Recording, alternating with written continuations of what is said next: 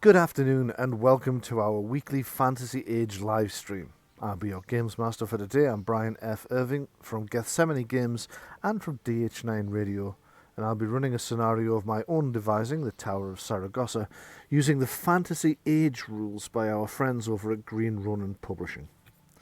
The music you'll hear will be by the DH9 Radio production unit, Kevin MacLeod at Incompetech.com and Tabletop Audio.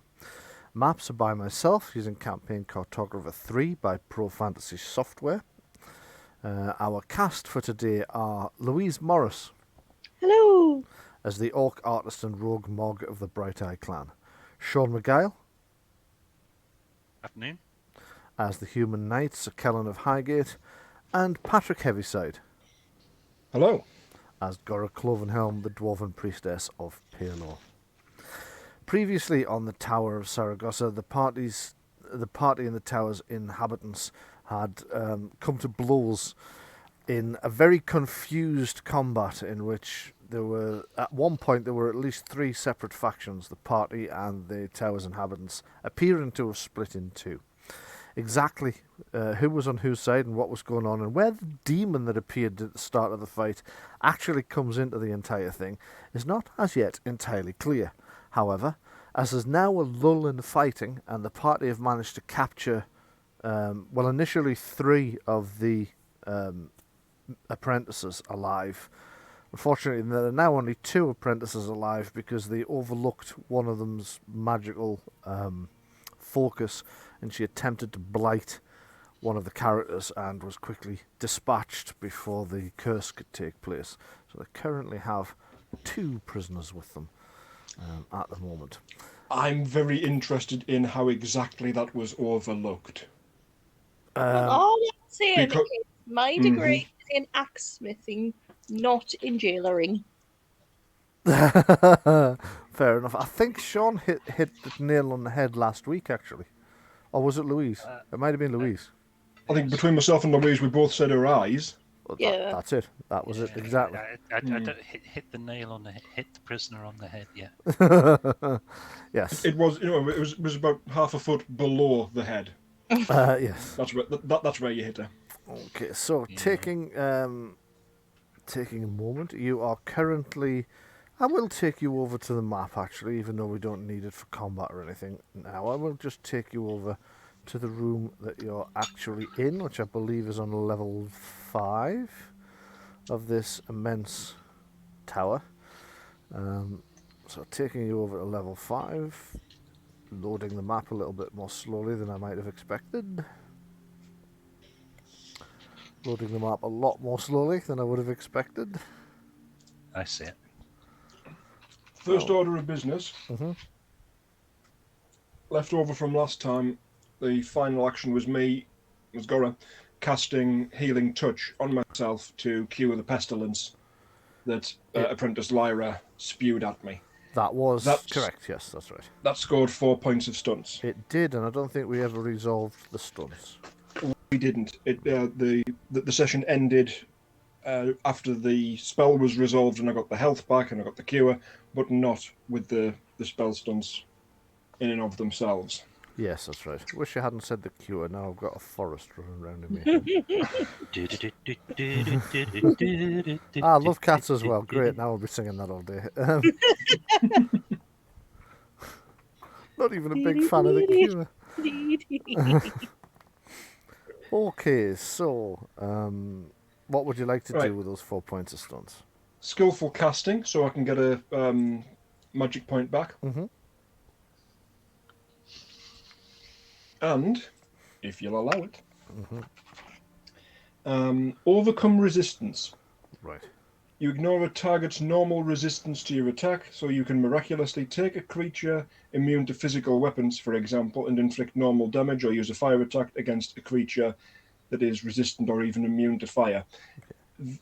There's no time limit on that, as written, so what's your call? Right, okay. I would imagine that the intent was probably that it was supposed to be in the same encounter. However, which set of stunts did you draw that from? Was that Divine. Divine stunts, right. to my mind, that makes a big difference.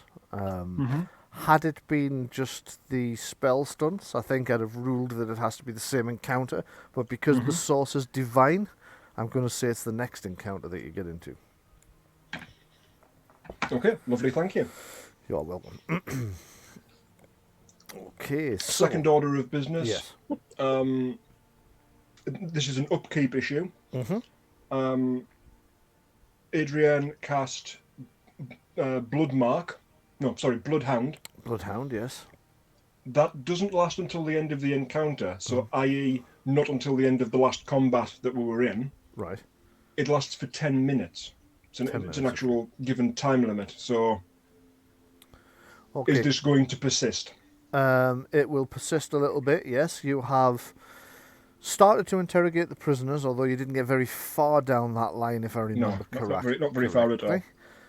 However, interrogation does take a lot longer than most people imagine, so I am going to say you have used half of your 10 minutes. Right, it can be spent to, you can spend magic to maintain To it. maintain it, yeah. Does the rest of the party think that that spell should be maintained so we can keep tabs on that demon? I think it would be a good idea if it's not going to cause too many problems. Well, right. That way you know whether or not it's going to pop through a wall at you or through... Yeah, Exactly. Well, right now it's a good bit to the south of you. Yeah. To the south? To the south, which would put it outside the building, but inside the compound walls. South of where you are. The last we were aware, Gonna throw me off the wall. it was to the east and it had crashed through a window. No. Last I heard it was in the south. Yeah, it had flown halfway around the building. Mog had jumped out of a western window to chase it, and oh no, sorry, the eastern came back in was later on. Yes, that's right. Yeah. That's right. Yeah, no, it's No, back. I don't know. It's back Okay. outside again, and it's to the south now. Okay. Oh, right, okay. So it's moved again. Right. Okay, good to know. We will keep that on. So, bearing in mind that Magnus and Gildane both received healing, Yes, that's right. we've and I know you'll appreciate this, having studied interrogation and talked about it previously, that the finest interrogator in Nazi Germany never harmed any prisoner. No, a good interrogator never does, so you don't need to. Yeah. He talked to them. He allowed them freedoms. He was kind to them. Yeah. He got them on side. He even let one of the pilots fly a plane with limited fuel and no ammunition. Yes. So that he could still do what he loved effectively, and he got vast amounts of information out of people. So they've been healed. They've not been mistreated. Yeah. The one who openly attacked me, well, they've seen the results of what happens with that. So there's a bit of a nice guy, nasty guy thing going on. The thing I want to try to do is to get them to willingly now give up their magic reserves, their reserves of magic points, and put them into In your our staff, right? Yes. Interesting. Okay. Make your case to them, and then based on the case you make to them, I will tell you what your advantage to or disadvantage to your persuasion test is going to be. Magnus, Gildane. I'm just going to move this one back in the room. Oh, that's Mog. Yeah, Oh, Apprentice Magnus is still I want to crossed out. still be up here. Whoa, Yeah. what happened there? Why Sorry, did I'm just moving you back in. I'm just going to take the cross off Magnus because he was crossed off when he was knocked unconscious, but currently he is very definitely conscious again. That's weird. He's still showing a cross. Gone from live cross to dead cross. Health? Health, yes, of course. So I'll just pop him on 1 health, and that should automatically take it off. There you go. If they were both secured, I believe they received 16. Of course, yes, they did. So he would be on a minimum of 16, probably 17, because you tended him We didn't kill normally him. first. So there we go. So 17 for him, and The don't think Gildane's in any danger. He seems to have a bright green aura. Yes, Gildane has no lost hit points at all. I think he surrendered when he was put He in a did. position that he couldn't. He surrendered and was previously menaced by Adrian to the point he gave up his mage potions. That's right, he did. Yes. Okay, so go ahead and try and convince them to temporarily sacrifice their magic points. Magnus, Gildan, you have, either by being manipulated or by having made some dubious choices, sided with the unclean. You've sided with a demon. If this is down to the influence of, I highly suspect, the Master in Helen, has influenced you in this way, then there is a path back to redemption. The immediate choice that lies before you is one of cooperation with us as your captors, and you've seen how beneficent we have been.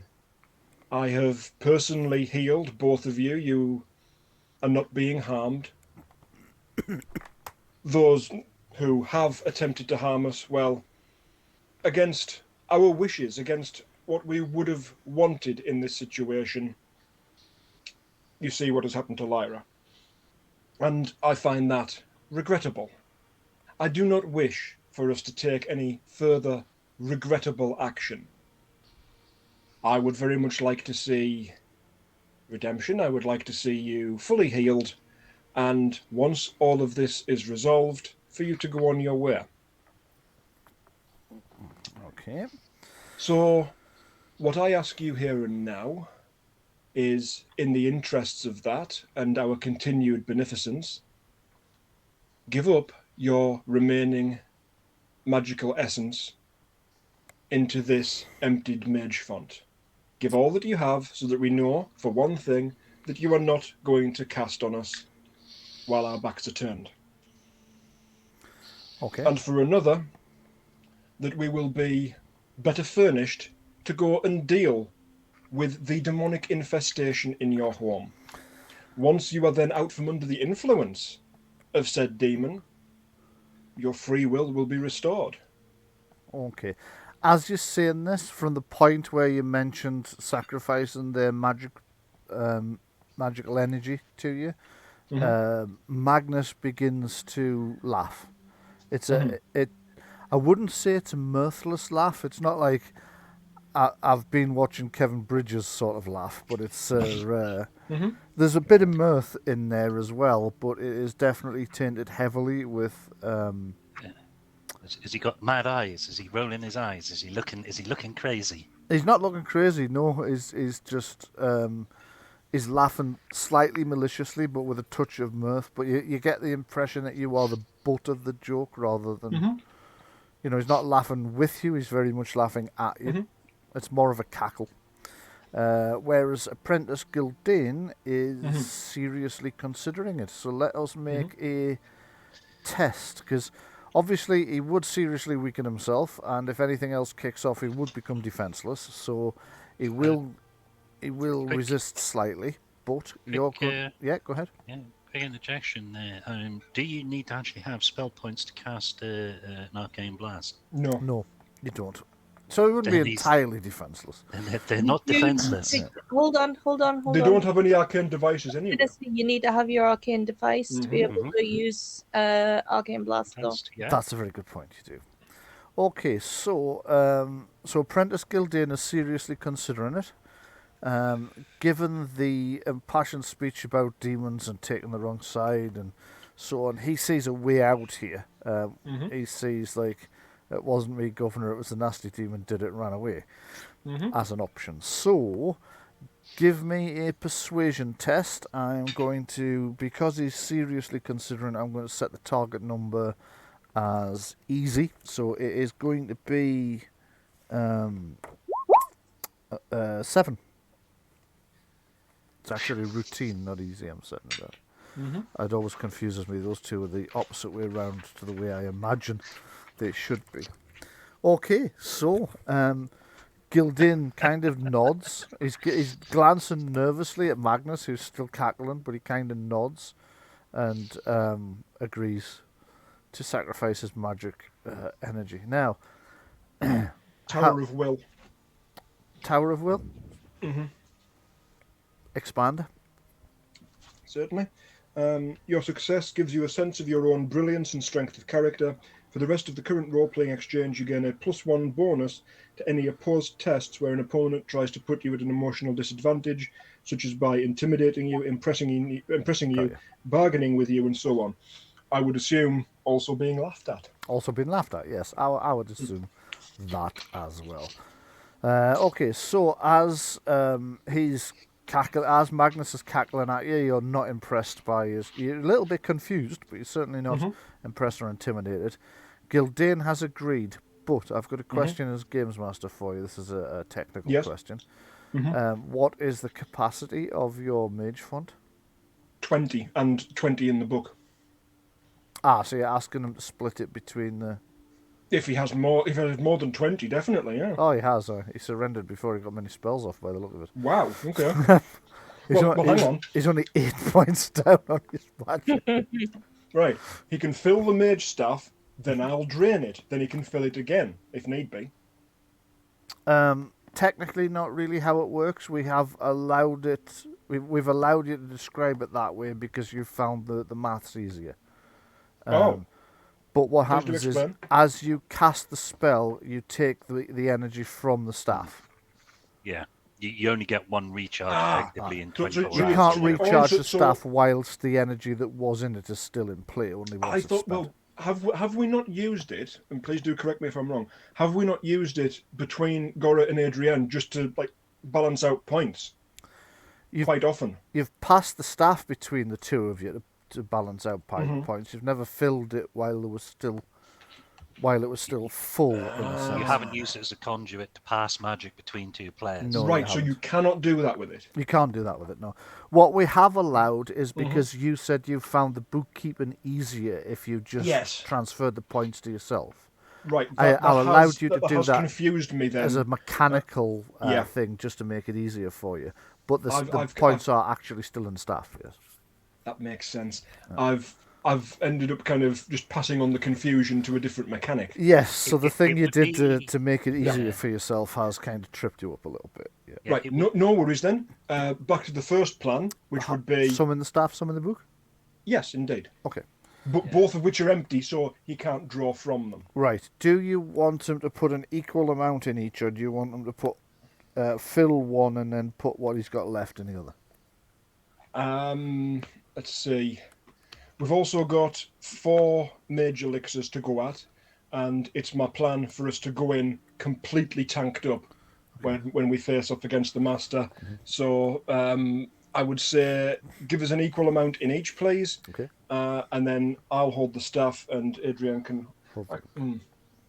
Well, equal amount in each. And Sean, can you work out for me which how significant is the +2 spell power to Adrian's fate pools? Well, that means that if she's actually she'd have a spell power of 17 with the staff. Yes. No. Now I sat and worked through this in the intervening weeks. The spell powers have been wrong. Right. Okay. Right. Adrian's spell powers were slightly out, weren't they? And mine as well, actually. All right. Okay. The confusion has come in because we keep sort of adding 2 and then taking the 2 off. So at some point you think you've added on and then not taken it off when the staff was passed, but you've added it back on when the staff was passed. It's been too high in some cases and not high enough in others. Okay. So it's definitely been caused again as you're passing the staff backwards and forwards and your spell powers have been changing. Okay. So I think in future we just set on your character sheets the spell power that you have, and you just remember to add to if you happen to be holding the staff. Yeah. I'll tell you what would be super useful if you could do it.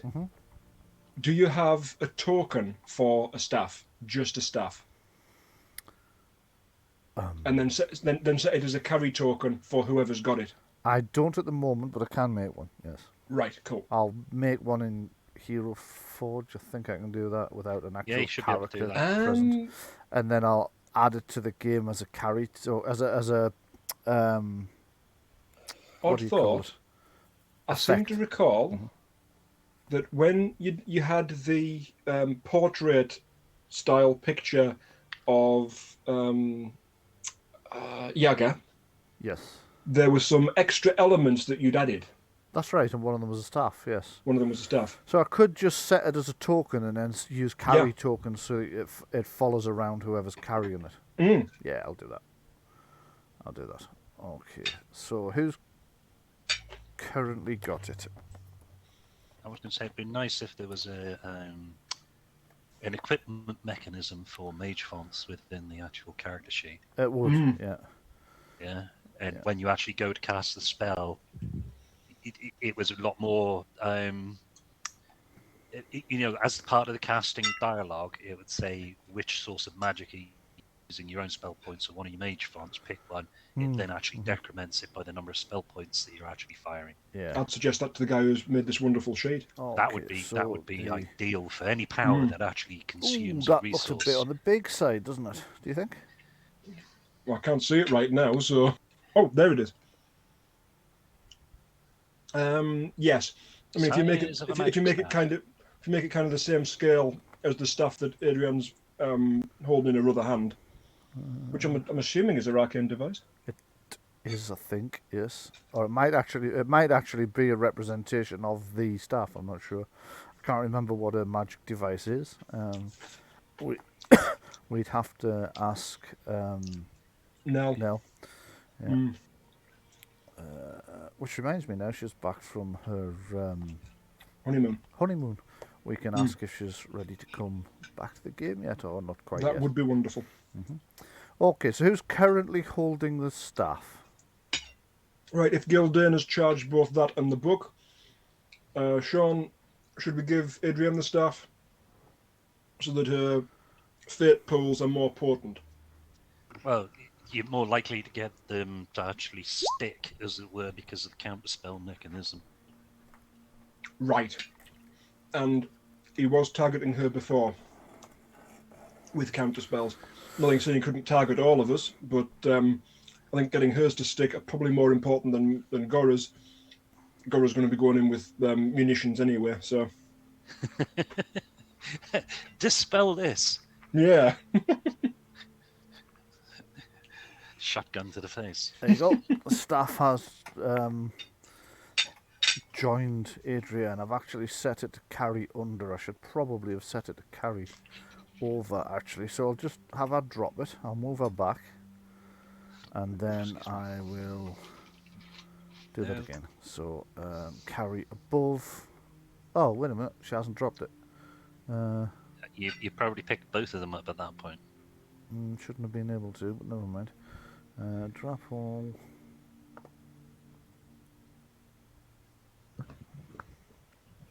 And now I can't control the... there we go. I seem to be getting it. Okay, the staff is decided as following Adrian anyway. I can't seem to get it to drop it at the moment. So that'll do. You can just see it peeking out from under her feet, which is why I was going to change it to above. But never mind, there's a marker there to say she's got it. Do you want a marker for the book as well?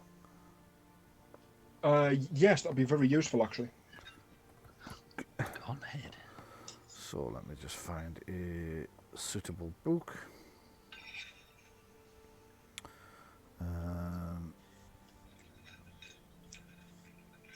There is No, I'm not going to give you that one. That would just be silly.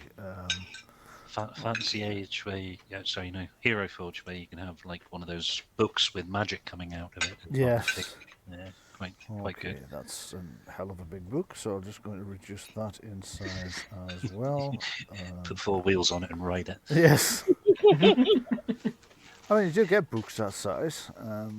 It's not a skateboard, it's a book. Yes. But I very much doubt you'd have been carrying it around with you if it were that size, and I know it wasn't. It's my shield. Okay, so now Gora is standing there. So I'll go over to carry above. I'll remember to do this time, and click that. And if you would just like to move Gora 1 square, Certainly. the book should shoot over to where Gora Oh, is. right. There you go. Oh. The way it's doing it, it's just like ever so slightly delayed after me, so it Yes, looks it as kind though of follows you.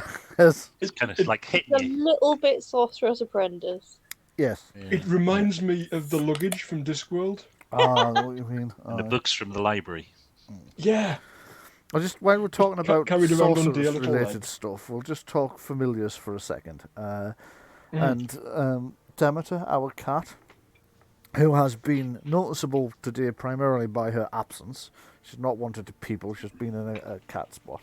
My wife has just come home from her voluntary work and has brought some dinner in for herself, and the minute just sat down and produced it, the cat has appeared as if by magic and is now staring at her and waiting for her to do the right thing. My cat woke me up at an ungodly hour this morning. Because Kev went out for his train super early and fed the cat when he went out. Right. Stir-Fry decided that he wanted fed again at like 7 o'clock this morning. Was it face patting? He wanted to pretend that he'd never been fed. No, he just comes Yeah, up to the Demeter back does that bedroom as door well. and goes, meow, Yes. meow. And if you don't answer him quick enough, he starts clawing at the door. And then you're like, my paperwork. Okay, so Gildane touches the staff, first of all, concentrates, and all his magic drains into... well, not all of it. A lot of his magic drains into that. And you hand him the book, and he fills that as well. So there's a total of 30 points. You can decide how he had them split. Just 15 and 15, I think. Okay, go ahead and add 15 into the staff and 15 onto the books. Mage font, then. As he's doing it, Magnus stops laughing long enough to sneer at him and call him weak. You are weak, giving your power to the enemy. Magnus. Still, they will receive nothing of my power. And then he laughs again like he's in on a private joke. I lean forward to him, locking eyes with him. Did you just declare yourself our enemy? No, you declared yourself ours when you came here and attacked us mercilessly. You were up the stairs. You didn't see the demon come out of the butler and then attack us, and you didn't see any of that. You came down the stairs cackling. Oh, I know about the demon, but the demon is one of us. You can see, like, and on the other side, Gildane's like shaking his head and giving it with his, like, slashing across his throat with his hand motion. Give it a What you're talking about the different kinds of shovels you've been using for your fence at the top of the hour. What kind of shovels are you using at the moment? Judging by the speed JCB. judging by the speed he's going down, I would say JCB. The demons. Okay, would you what- prefer the word captor? He is weak for giving his power to his captor. No. I'm much more interested in how you've just associated yourself with a demon. Are you one? Of course not. Do I look like a demon? The demon didn't look like a demon when he was the butler. Checking for scars. Okay, you can start making scars. He resists and says things like, "Take your hands off me, you foul creature." He's tied up. At which point the door here suddenly opens. Which no, no, it Oh no, doesn't. you mage locked it, didn't you? No, not you. No, quite the opposite. There is no door. I Aquabus unlocked it. Oh yeah. Door So it doesn't open. lock, but it can still swing shut and swing up. So what's left? Oh of it? right, so it's just So like the ruins of the door. door swing open, and Saria sticks her head through and says, "No, it's all right. I rescued myself in the end. Don't worry about it." I was gonna Dickheads, go and then to- storms off. You would shut him We- up and we- get me. we had- Whoopsie daisy. I had a plan for that. We did. We had a plan. Part of why we were asking where the demon was. Ah, we're still to the south of you, worryingly Hang enough. on, It doesn't hang seem on. to be moving anymore. Whoa! Is that actually Saria? Is that actually Saria? Well, it's not the demon because the blood mark Right, Mog. doesn't match up to. Yeah, but you didn't say it was Saria. I did say it was Saria. He did, but I'm saying, is it actually Saria? Mog, can you go and check it? Can you go and enact the plan that you had Okay, and, I'll. and see if she's I still thought the there? door was shut. Sorry? I thought the door was shut, but I was wall bonking, so Right. it wasn't. You were Right, what hang now? Walking into a wall. I can't get out the window. Can someone open the window? I can. Just give me a second. I just need to move something else. So I need to be on the dynamic lighting layer. This went horribly wrong the last time. It deleted the entire dynamic lighting layer for no apparent reason. I can't remember if that was this game or one of the others. But Yeah, it was Oh here. no, it was this game, and it was this door that was responsible. right, so fingers crossed it doesn't happen now when I attempt to open this window. I'll be It polite didn't. and I'll actually open the window and not just go screaming out of it. Right, yeah. Okay, so you open the window. It's a leaded window with sort of small panels. The heavy wrought iron fastenings on the inside are not locked, so it's easily lifted up. Okay, and I take it from that you are using your spider climb tattoo.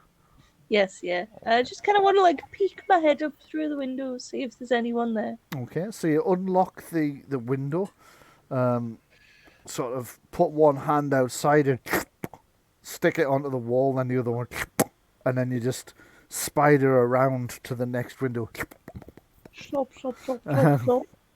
till you get to that one and you peer around. You can see inside now, it appears to be a bathroom with a burning fire. Quite well appointed and quite sizable bathroom. There's one other door, there's nobody in here. Oh well, yeah, I guess it is her then. Hang on, I'll come back. Yeah, I think it's her. Okay, well, that's Sorry about unfortunate. That's That's unfortunate. unfortunate. That is unfortunate for her. Honestly, if she got out that easily, did she really need rescue in the first place? Well, there is an interesting question that you have half posed yourself there about how she got out so easily. How Well- did she get out? Let's ask her. Well, she's walked off, hasn't she? She's currently w- stomping wouldn't- down the wouldn't she- stairs in a really bad mood, yes. Wouldn't she have had to have walked through the room where the master and the retreated mistress to? had retreated to, yes. Unless she had one of those wall thingy scrolls. Well, hang on, Brian. We had no idea where the mistress retreated to because she was invisible. Where the master retreated to. Yeah. No, the mistress. No, you don't know where the mistress retreated to. Having a because- clue. Yeah. That's what he just said. Yes, I know. So I'm saying where the master retreated to. I Yes. was correcting my previous statement Yeah. about the master and mistress. Yes. That was a statement, not a question, right? Okay. It was the statement of where the master retreated to. Yeah. Okay, That so location. can I have a perception hearing test from everybody, please? Is Adrienne still on a +2, or was that only during that encounter? What was the source of the +2? Refresh my memory. Stunts. Stunts. It was only for that encounter, then, yes. Right. Okay, so it's to the south of you, a good distance through lots of stone walls. I'm going to say that is a challenging at best, maybe hard target. So 15 you need to pass. That's 3 people. Okay, those of you who do hear it, hear this.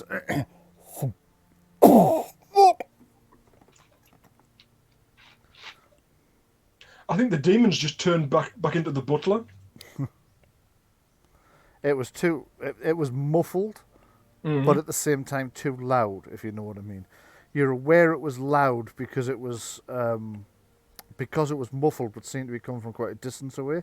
Also, the amount of echoing that the centre part of that, so the part, there's a lot of echoing from that. So what sort of noise was that? Well, you'd be fairly familiar with it because you've got 2 characters that use black powder weapons. It sounded very much like somebody discharging, I don't know, an aquabus. Oh God, the servants. In the wagon. The servants in the battle wagon are to the south of here, aren't they? Oh shit! They Right, are come on, indeed everybody. round Demon about is. where the demon is. The demon is currently moving very rapidly to the east. Mog with me, please. Yep. Hang on. Is this door mage locked? Not at the moment, no. I can't get. Oh, hang on. You have to click the thing, don't you? Right. There we go. Okay, looking out of this window, what can I see? Okay, so looking out the window, what you can see is a big cloud of black powder dust around Yes. the Vardo. With Baden is now stuck his head out of one of the hatches on the top. You can see he's rapidly trying to reload the Aquabus, and it's tracking the demon, which is flying a bit further away because it got a bit of a surprise when it attacked the Vardo and the gun went off. You can also see the master making his way to cover on the other, like the far side, further south. He's heading for the trees, but he's in a really odd position. I mean, it's almost like a broken marionette. How the hell did they get down there that quickly? Did they jump out the window? Well, it wasn't This wasn't that quick. I did mention that you'd used 5 minutes of your for the interrogation you'd got to so far, and then you did the conversation where you tried to get where you successfully got one of them to put magic in your thing. Yeah. So it's been 6 or 7 minutes, and it's only 5 stories. I know it's Right. Is that demon within pistol range? what is your pistol range? Oh, About 12 yards No, definitely not then. or less. It made a rapid movement to the east when the Aquabus first discharged. And you could always fire a blast at it, an arcane blast. oh yeah. I'm just looking at what I've got to hand. Long range is 16 yards. 16 yards. 16 yards. Nope, still out of range. Right. In which case, is it within range of 24 yards? Yes. Okay, reloading my Aquabus. Okay, so you use a action to reload your Aquabus, which is, oddly enough, is exactly what Baden's doing downstairs at the Vardo. It's using an action to reload an Aquabus. The demon's kind of it continues to move further away. It's kind of flying backwards, so it's looking straight at the Vardo, and its wings are beating heavily to drive it backwards. As it drives itself further and further away from the thing. The master, in his odd sort of shuffling, broken mannequin position, is continuing to move south and is already out of range. He's about to disappear in the trees, but give me a perception seeing test before he does, please. Is this how he normally looks? And he had some sort of glamour on him? Oh, I see what you mean. You don't know. 14 and 14, so that's over a challenging rating, so that'll be enough. Right, one of his feet isn't actually moving. The fuck? He's definitely That's an been illusion. wounded again. Right. Ah. He's only walking on one leg. He's kind of hopping on the other one, but he's got this sort of broken mannequin look where one of his arms is dangling loosely, but the other one's up, like jutting 90 degrees out from his shoulder, and then his elbows crooked and his hands draped over nothing. Yikes. Hmm. That doesn't sound fun. From the new injury he's got that he didn't have a moment ago, or didn't have when you last saw him, you think he's also tried to enter the Vardo and triggered one of the traps and injured himself. And you wouldn't be surprised if it wasn't like his yelling that he'd hurt himself that caused Baden to look out, notice the demon creeping up in the other direction, and go, "Oh fuck, fire! Boom!" Right? And you realise that the noise you heard was the Aquabus discharging, and then the last bit was the demon that had been hit, swearing, "Oh fuck!" Okay. So far, your followers are putting up a relatively spirited defence. Right. 24-inch range, 24-yard range on an arcane blast, level 8. by the way. Yes, I was just looking at that. I was about to ask Morg, is she as good as Gora with black powder? Should be. Accuracy 3? I've got accuracy 3 and I've got the black powder focus. Okay, handing you the arquebus. Okay. Taking aim with an arcane blast. Okay. So I'm going to have to pop the demon up. I will take for my 4-pointer stunt. I'll take the upper hand, which if your discoveries lead to combat within a moment or two, you receive a +3 bonus to your initiative. Okay, well, your first round is a surprise round anyway. Yep. I'm not going to put him on this map because he's on a completely different level to you. Yeah. And the map doesn't extend far enough out on this level. It does on the ground level because it's got the whole grounds in it. But I think we can theatre of the mind this a little bit. Since it's only you guys shooting from the castle walls at the demon. So, I just need his stats up. So give me a second to bring his stats up. Die the butler. Die the butler. Die the butler, yes. So, okay, I just needed to know what his defense was. I now know. So, do feel free to go ahead and make an attack. Before that happens, right? I'm going to have to pop to the toilet, but remember there's also a meanwhile going on. Right, yes. That's yourself and Adrienne. And other people in this other room. Oh, totally, yeah. Well, I only asked for Morg to come with me because if we had to get out through those windows immediately, she's the best qualified to do it. Yeah. I could cover her and she could scale down. Meanwhile, we've got the rest of the people in this room, so we need to deal with Sario. Yes, indeed. Well, Sari is currently stomping off down the stairs in a bad mood. Although she does have her magical focus on her, and she's holding it out almost like a weapon and scanning just in case anything comes. Takes her suddenly. She's also got another image of herself, so it looks like there's two of her, and one's a good several meters beforehand. So anything that wanted to attack Saria would inadvertently attack the decoy her first. Yes, right? exactly. Yeah. And then get a face full of whatever spell she decided to cast back. So any pigs jumping out of shrubs would be the ambush would be triggered. Yes, exactly. Right. If I put in my inventory, mage font brackets book, and under quantity, put the number of magic points that's in it. Yes, that's fine. Yeah. Right. It isn't that I've got 15 mage fonts.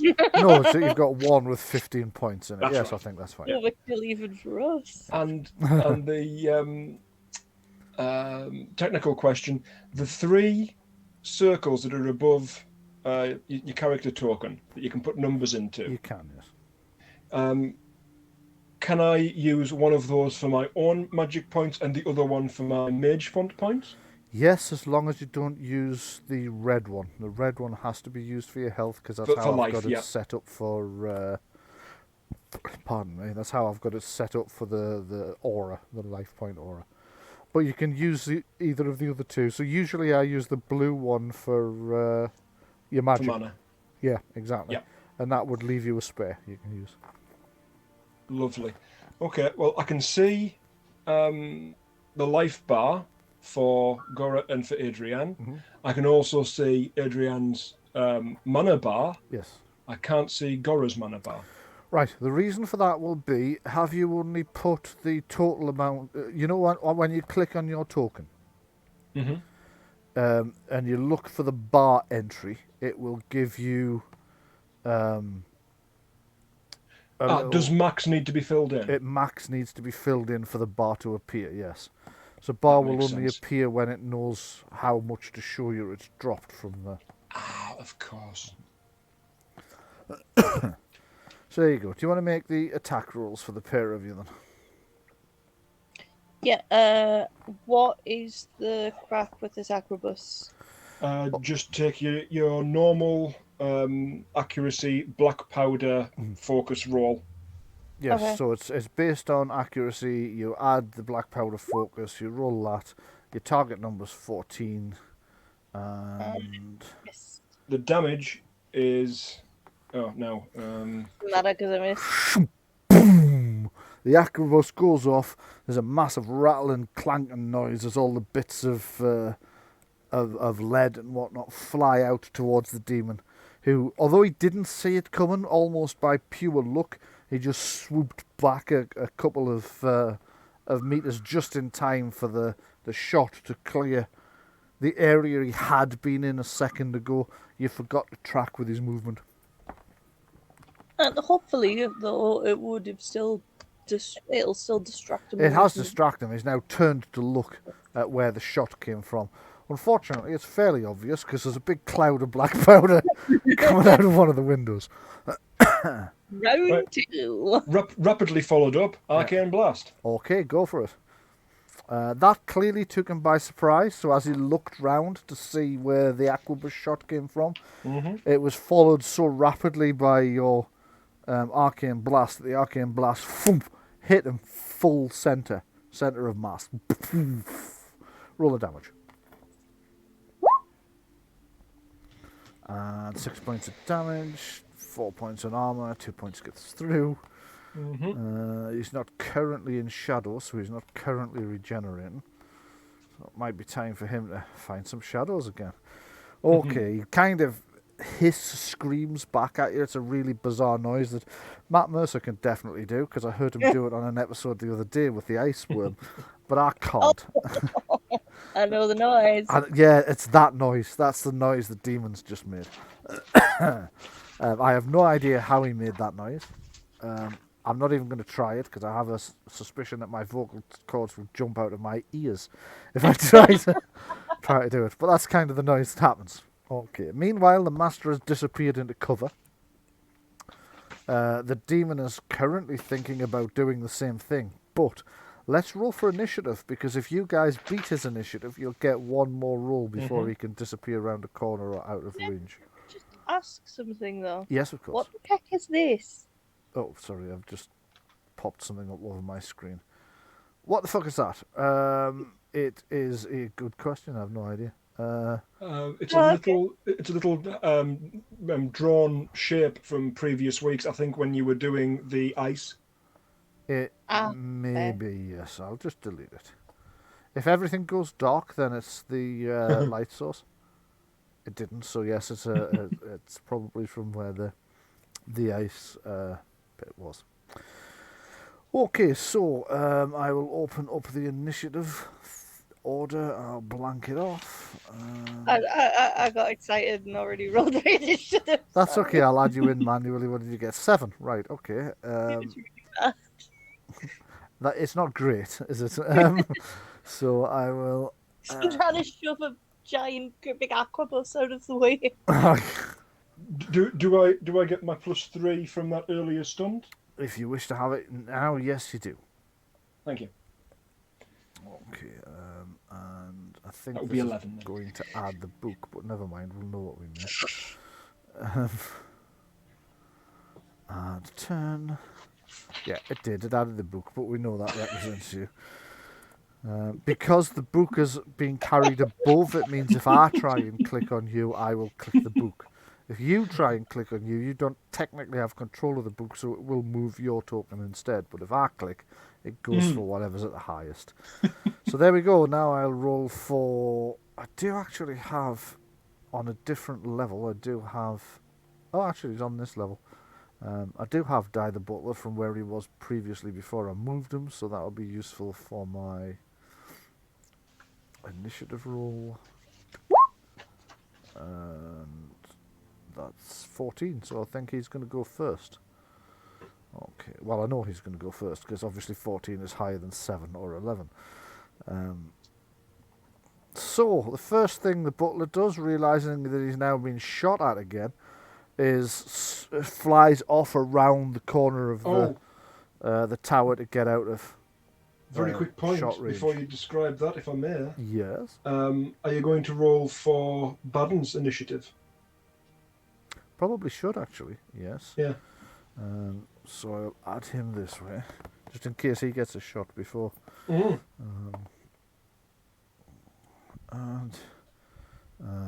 let me just Do we have stat blocks for Baden? Yes, we do. Baden the Squire, character sheet, initiative roll. 4. Well, Right. okay. He's not really familiar with how you load one of these aquabuses, so he's like, he's quickly trying to load it, trying to remember how he's seen it done. And then he brings the thing up and cocks it, and then realizes he hasn't put the bullet in, so he puts it back down and he drops the bullet in, and then he realizes it's still cocked; it could go off at any moment. He's like, "Oh!" and he like carefully closes the pan, and then as he's doing that, the bullet and the powder roll out, dink dink dink, across the Vado floor. He starts panicking a bit. He's grabbing more powder and. Yeah, it's not going well for Baden. Gura just standing there biting her knuckles. No. Please don't blow our own wagon up. Okay, and return. So, yeah, I seem to have retasked Butler as 4. He was 14, wasn't he? So let me I don't know why I did that, or how I did that, or when I did that. Okay, everybody seems to be in the right order now. So the butler's just flown out of sight. It is Gora to go again. Giant book. Okay. Yes. Did you say the demon had gone out of sight? Mm-hmm. Which way? North, round the north side of the tower. This way? Hold on, Hang on. If he was to the south, to get north, did he go west or did he? Sorry, go I east? see what you mean. Yes, he flew north round the east side of the tower. Yeah. Right. Because he was south of you, and then when he was shot at, he withdrew to the east. Remember? Is that our east or his Right. east? Well, East east is is east. still going to be east. You just did that deliberately to see how long it would take to figure out what he'd said. It did mean that we got to named up an absolutely fantastic film though. Yeah. Right. Okay. So can I see the master from here, or did you say he'd gone into some bushes? Yes, he's taking cover in the bushes. Trees, actually, technically. Can I still see him? Like, do I know where he is within that? As in, if I were to throw an arcane blast at it, is there a chance of hitting him? I'll tell you what we'll do then, for the sake of having a rough idea of where everybody is. I think he'd probably be out of range, but I'm going to drag us over to the tower's ground floor. Okay. And I will show you, presuming you can see the ground floor map. Just to zoom out a bit there, we've got, yes, I can. You can. Brilliant. Right, I need to zoom out a bit as well now. So, he has... You see where the Vado is, yeah? I do. And you see where the trees are to the south of that, and then there's much denser trees over to the east. So he was kind of heading to the closest trees, sort of diagonally, but you have a suspicion he might make a break for the denser ones. So would you He's not heading to this half, this like stone semicircle, is he? That's actually stone benches. Yep. Right.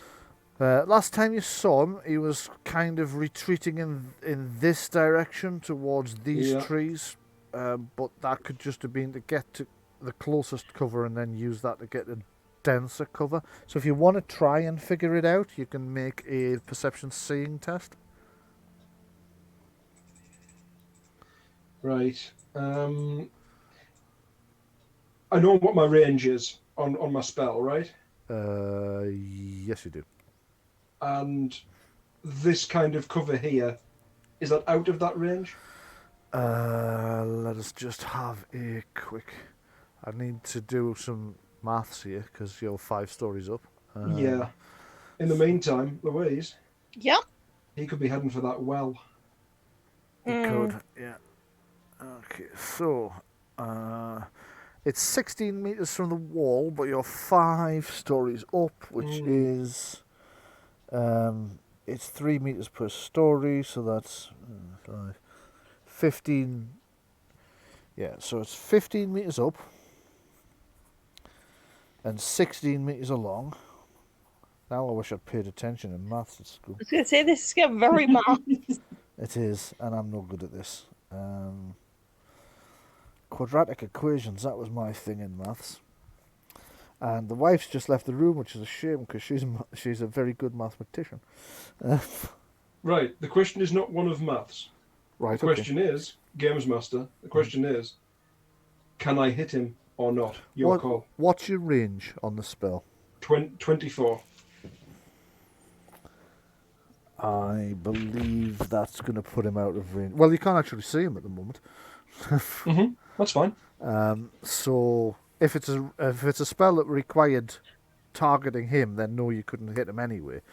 If it's an area effect and you're asking could you hit those trees, I think the answer to that is no. Right, that's fine. Just a sort of a trained look out of that window is going to be right. Well, he's gone to there. That's out of my range. Yes. And then Gora can decide what to do. Yes. Yeah? In which case, she's going to move to the window to the east to try to see the demon. Okay, so I'm going to put you back on the level 5 map so that you can move yourself as appropriate. I have to zoom right in again here because that zoomed right out on the last map. Need to make sure that I've got my right movement speed. 8. Ooh, that's not good. Put that And I need to be faster. actually would be actually. Oh, actually. Sorry, so he'd be about there. Right now. Okay, I'm bumping past a couple of chairs. Is that acceptable? Oh yeah, that's easy. That's easy. They're not attached to the floor or anything. Just shove them out of the way and move. A lot of them got moved during the fight anyway, because the bulk of the fight took place in that room and the stairwell. Right, so that's as far as I can get, unfortunately. Yeah. Can I see the demon from where I'm at? Can you see the demon from where you're at? No, you can't. Right. I know that this demon moves very quickly. And is this a murder hall rather than a window? It is, yes. Well, I've had difficulty with those before. Yes, you have. In which case, I will... So that movement was my minor action. Taking another... another minor action to a closed door, unfortunately. It is, yes. Which is a minor action to open. Yes. Which I don't have. You don't, no. That'll be it then. Okay. So, that would be Mog, you to go next. 2 seconds, I'm just counting squares.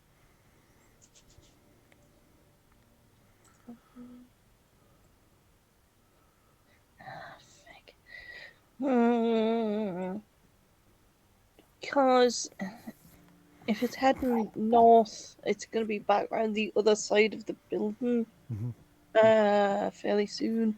I'm just trying to... But I can't quite get back to that window I just opened before. It's just like twisty-turny everything is in here. Yeah. When you first look at the way it's laid out, it makes you think, oh, there's a lot of walking involved in getting between two spaces in this building. You know, it's not exactly been designed with easy through flow in mind. And then a fight breaks out in it, and you suddenly realise why. Yeah. Exactly. So that's one minor. I'm gonna have to use the other one as well. Remember, if you dash as your major action, it's actually double your speed. Ah. Oh. So I could have dashed. Whoops. Go away, Adrian. I could have dashed to there and opened that door. No, for 2 reasons. One, the door's locked. 2, you'd stop to look out the murder hole. Right, in that case, that's my major action I've got to then. Right, I've lost track of you. Oh, you're back in the bathroom again, right? Yes, I am. In which case, I can get out of this window. At least I would be able to if I wasn't stuck on the door frame. Hold on, I'll just move you. There Well, I you can go. get to the Any window better? anyway. Cause yeah, I just jumped out of my own hand. That's nothing. You're running backwards at the moment. Moonwalking Mog. I take it me going out of the window would be pushing a minor action, yeah? It would, because Right, you've okay. also got I'll to stop at activate the your window. spider climb again, haven't you? Yeah, I'll stop at the window then. Okay, so you take a look out the window just to make sure the demon's not hovering right next to it. And we move on. It is Baden's go. He's finally managed to work out which end of the boomstick is the business end. And he's managed to load it, ram it. He's got it right this time. He's popped up, ready to fire. No sign of the demon. He's scanning around for the master. I'll make a roll just to see if he can spot him. He might. But he is in cover now, so probably He not. rolls a 666. Yeah. Perception, there we go. Almost. Almost, but just shy. Yep. Just shy of it. So he's kind of scanning the woods where the master went for cover. So, Sean, now that you're back, would you like to do the meanwhile? Because there has been 2 combat rounds, the surprise round and 1 other round. So that gives you about... And I double-checked this the other day, and I had been incorrect. It's not 15 seconds a round, it's 10. So you've got 20 seconds worth of stuff you can be doing. What would you like to do? So I'm going to continue with the interrogation in this 20 seconds. I'm going to say to Magnus, did you know about the demon? That's a very good question. Give me either a strength intimidation roll or a intelligence investigation roll or communication persuasion roll. Any of those. Sorry, communication will be investigation as well.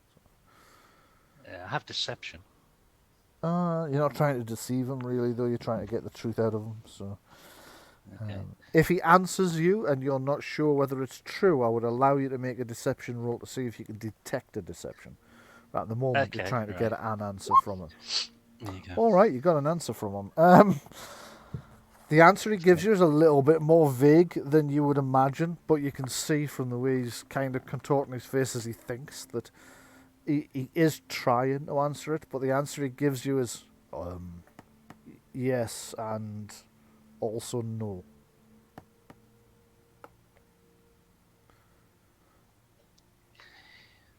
Which, okay, so if he's infer from that is that they knew it was going on, but not to the extent of what was going on. Is that what you're saying?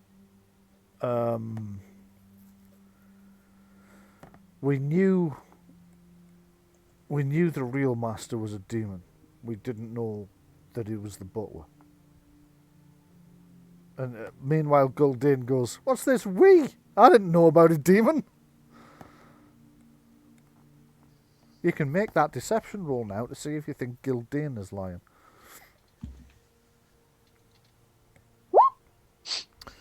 Shit, right, and with stunt points as well. So this would be the time for me to check. I seem to recall that Gul'dan didn't know. Let me just check. I'll remember from the... yes. No, Gul'dan didn't know there was a demon at all. When he says he knew nothing about the demon, he's absolutely telling the truth. Which makes you wonder why he naturally sided with it when it showed up, but... Well, did he though? Because he sort of sided with the master rather than the demon itself. The master sided with the demon and he sided with his master. Magnus, on the other hand, appeared to be the only person other than Saria in the fight that was operating on their own. So you've still got plenty of time if you want to ask another question. So on that basis, then, given that we've got 5 stunt points there,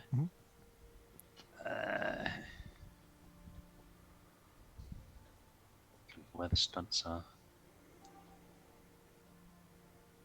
it's not combat; it's more of an interpersonal thing, role-playing stunt. You've got them listed somewhere on the drop the handout. page number. 79 in the main book. I think they are in the handout. Just give me a second to see if I can spot them in there. Stunts, combat spell, exploration stunts I've got listed. Doesn't look like I ever got around to typing out the role-playing stunts. I could make a quip. Sway the ground.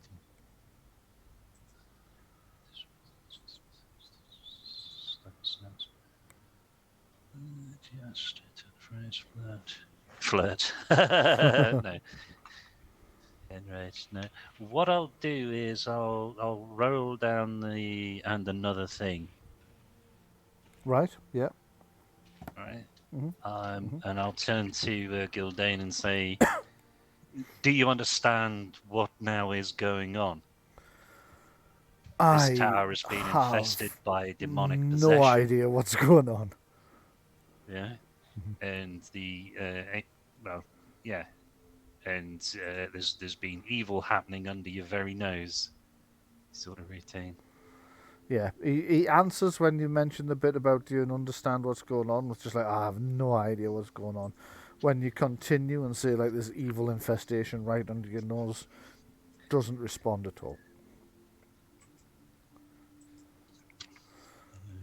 Okay. You think like for a brief moment he almost launched into a existential discussion about the nature of good and evil, but he thought now might not be the time. And decided against it instead. Yeah, I would too if there was a large man in plate armor, not exactly waving a sword around, but he's got mailed gloves on, and you're He's incapacitated. already slit the throat of one of the other apprentices. Yeah, you don't have to keep reminding us of that. Trying to be the good guys over here. Stop reminding us that it might not necessarily be the case. We're the bad guys. What? With the demon eyes, of course we're the good guys. Also, you just judged somebody on their appearance, did you? I judged her by the fact that she spewed profanity at me and gave me pestilence after she gave Kellen pestilence. Failed. Failed to give, yeah. Attempted to give Kellen pestilence. So anyway, I'm not that sort of guy. Yes. So anyway, I think it's back to the third combat round then. So let me just head back over to there. So that's Baden having missed. It is the Butler Demon to go. That's 3 on the Butler Demon's regeneration.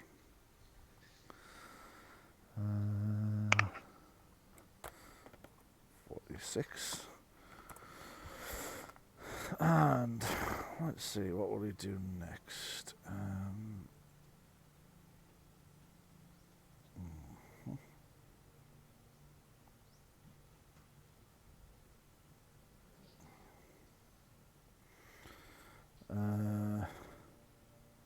Yes, that's...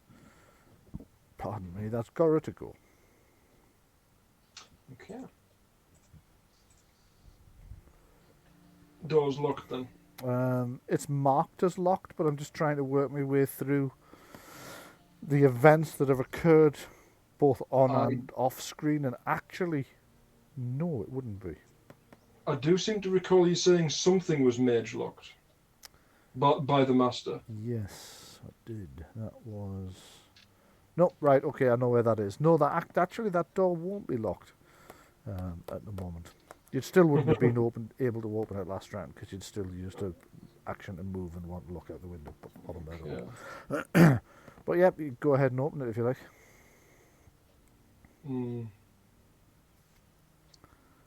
They wouldn't have had time to set up a trap, surely. Hope not. 5 minutes. Honestly, there could have already been a trap inside it that they've just armed. Could have been. So what they did was they got the what do you call it, the pot from under the bed. Yeah. Piece of string. Right. The issue is here. That demon's getting away. I need to get eyes. Well, we've got a tracking spell on it. Oh, that's right, you have. Yes. Still up north somewhere. So I mean, me trying to chase it round the place and get a pot shot off at it. Where's it heading for? Is the question. Well, the problem is it's Adrienne that's got the tracking does. on it, and you're not currently in contact with Oh Adrienne. no. I'm just aware of its last direction. I'm wondering what it might be heading for to the north. Indeed, yes. You know what? Mhm. Hang on, where's Mug gone? Oh, Mog's I was clambering out trying of to get windows again. yeah. Like, Burgling. it went up north, and I already had an open window up there, so I ran back. Right. Okay. Honestly, I think grouping back up and hunting this thing together is going to be the wiser course of action. The demon doesn't know it's being tracked, as far as True. we're aware. True. So we'll keep that spell going and track it down together after we've secured these prisoners. Running around like headless chickens, trying to take pot shots out of windows at people half a courtyard away, isn't doing us any favours. True. I was just very, very paranoid of it getting back downstairs somehow. Well, given If it that it wants to can go jump in and out of open window. Well, Yeah, you if know it he's wants had to go, no compunction about just headbutting his way through windows. And he Which is can true. fly. He can change levels very, very quickly and easily.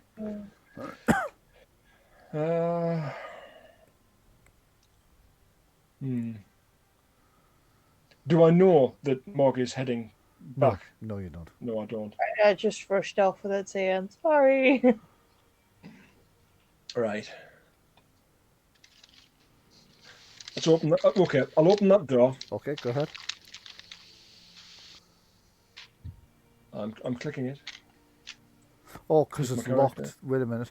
It's marked as locked on Thingy, even though it isn't. So just give me a second to change that for you. And I can't get in at it. I just need to zoom in a bit, see if I can get a handle on the. It's because I've not changed it under the correct. So Trying to get a handle on the door. yes, try to get a handle on the door.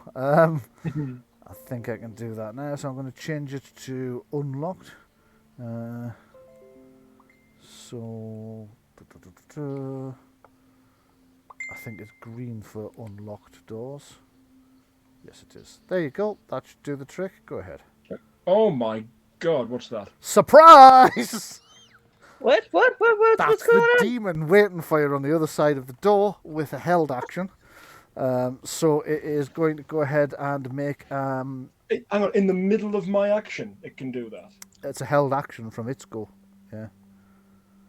And so you can act like even between somebody's minor and major action, you can just jump in at any time. If you've held an action, right? Yeah. Then you went before. He should go before you. He held an action in exactly the Right. same way as player characters have held actions and done this to the enemy many a time. He's doing it to you now. So his Okay. held action was to attack anybody that came through that door. Fair enough. So you came through the door. He's going to make a stunt attack. So if he manages a hit, he's got 2 points of stunts to use. He's going to make a what attack? Stunt attack. Have we not done stunt attacks in this campaign yet? I don't believe we have. Okay, I'll explain them. Odd, I thought we had. I know they come up in the Feywild campaign all the time, but I'll explain them for you now, just in case we've never used them in this or you're not familiar with them. What a stunt attack is you decide that you are going to attempt to do a particular stunt instead of doing damage. Yeah. Oh. If your attack is successful, you get 2 stunt points towards the stunt you wanted to do. If the 2 stunt points are not enough and you didn't generate any stunts, then the whole thing's been a bit of a waste. Fair enough. If you manage to succeed and the stunt you'd picked was 2 points or less, then you just do that stunt instead of damage. If you also generate stunt points, then you've still got additional stunt points. You've got the 2 from the stunt attack plus whatever you rolled. So He's going to attempt a stunt attack, which is going to... Well, I'll not tell you what it is unless it succeeds. Yeah, absolutely. So, let's see It's now. a bit heightless, like he's gonna stun the attack. In a sense, yes. So, what's your defense? At the present time, not very much. I'll just make sure he's not got Whisper on, because I need you to see this. Mm-hmm. 17, that's a hit. Defense is And 11. he's generated Oh. 6 points of stuns. Damn. It is a bit of a heightless attack, really, because he's indulging himself in a spot of dwarf tossing.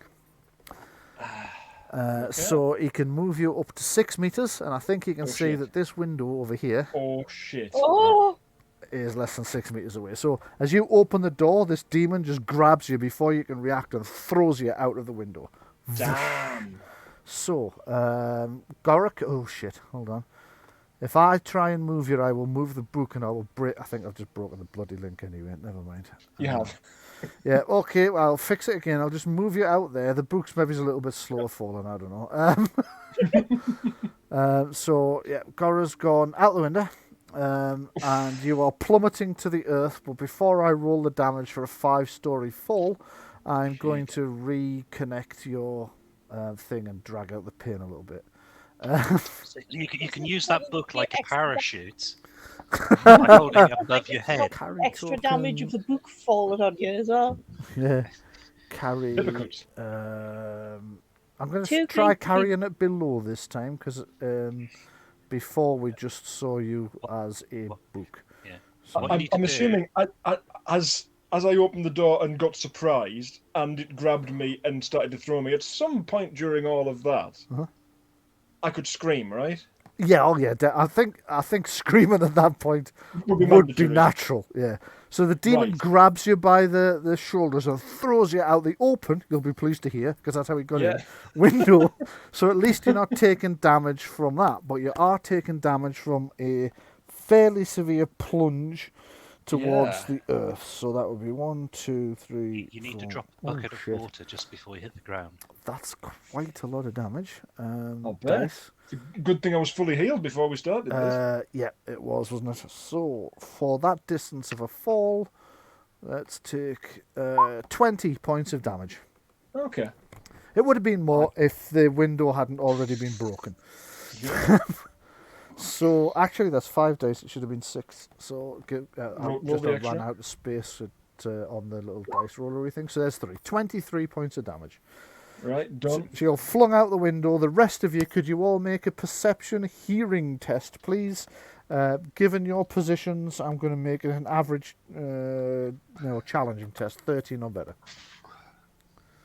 Bloody hell. Okay, so you can hear Gora's screaming from what you think is southeast of you.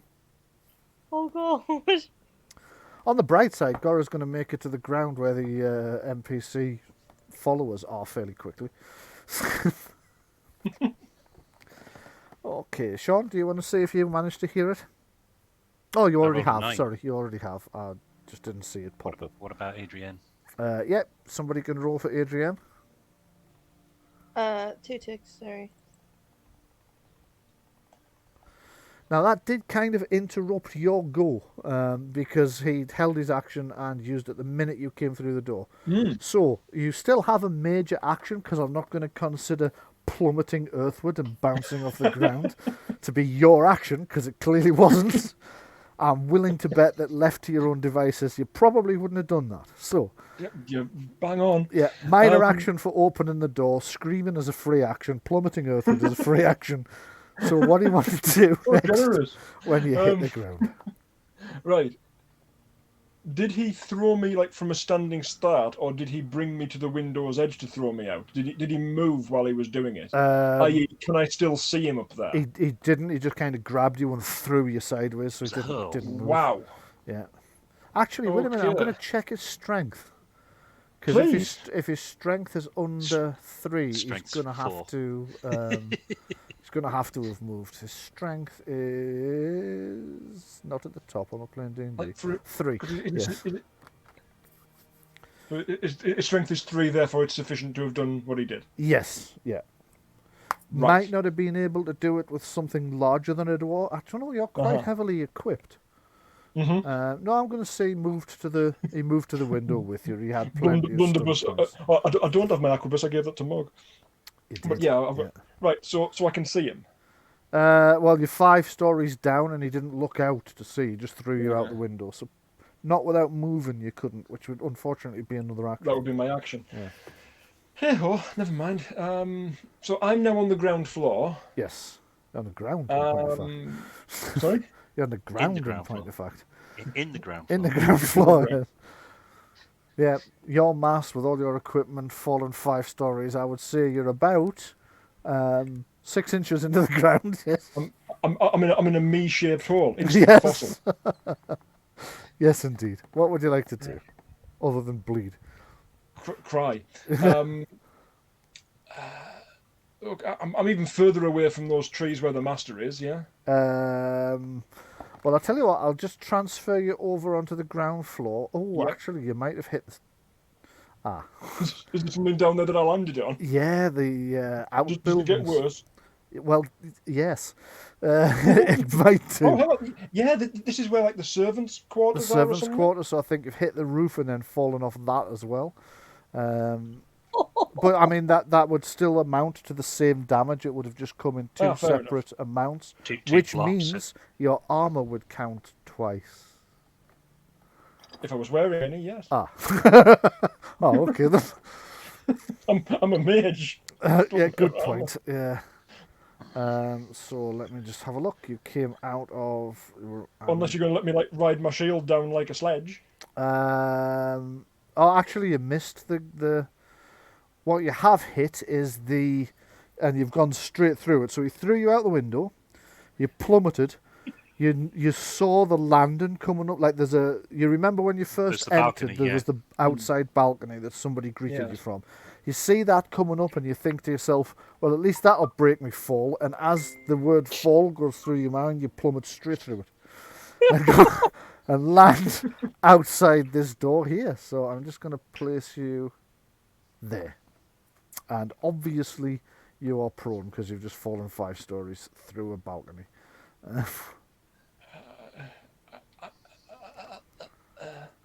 Yeah, that's pretty much the noise you make. Yeah.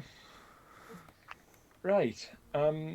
There's every chance that demon's going to fly out and follow up his attack. There is a very strong chance, you would imagine, yes. Okay. Yeah. I appear to have moved maps. Yes, you should be looking at the ground floor, the same as Gora is at the moment, but as soon as we know what Gora's last action is, we will we'll move back to your map for you to... I think preventing further damage is going to be my better bet at this point. I'm going to throw up Arcane Shield. Okay, go for it. I'm still capable of casting after that. Yes, you are. Yeah. Whew, thankfully. Just imagine if you'd rolled a 6. I got some stun points, yeah. Okay, so you managed to cast your arcane shield. You kind of you sit up, dust yourself off, and think any minute now that demon's going to jump out of that window and come hurtling down towards me. I'd best, and your arcane shield bursts out around you. Okay, so I will take us back to the map that everybody else is still on, which is level 5. That Gora left in such a hurry. And I think next up we have Mog of the Bright Eye Clan, and you heard Gora scream as she was flung out the window. There's absolutely no way I'll be able to get all the way back around inside, so I am going to continue going out the window. Okay. Feel free to move yourself as you wish then. Remember, in your spider climb form, you move at your standard movement, which is your speed if it's a minor action, or you can dash, which is your speed times 2 for a major action.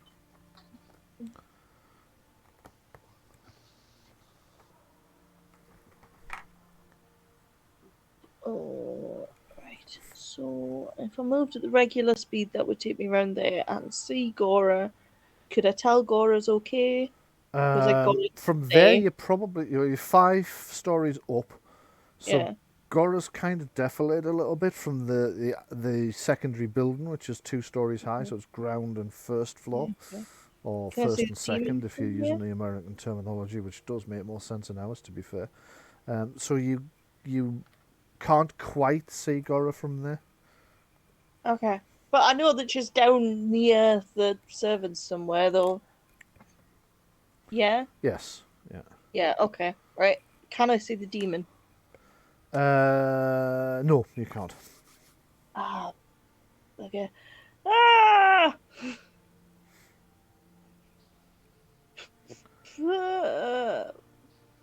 Right, okay. I'm gonna try and get down there with Gora.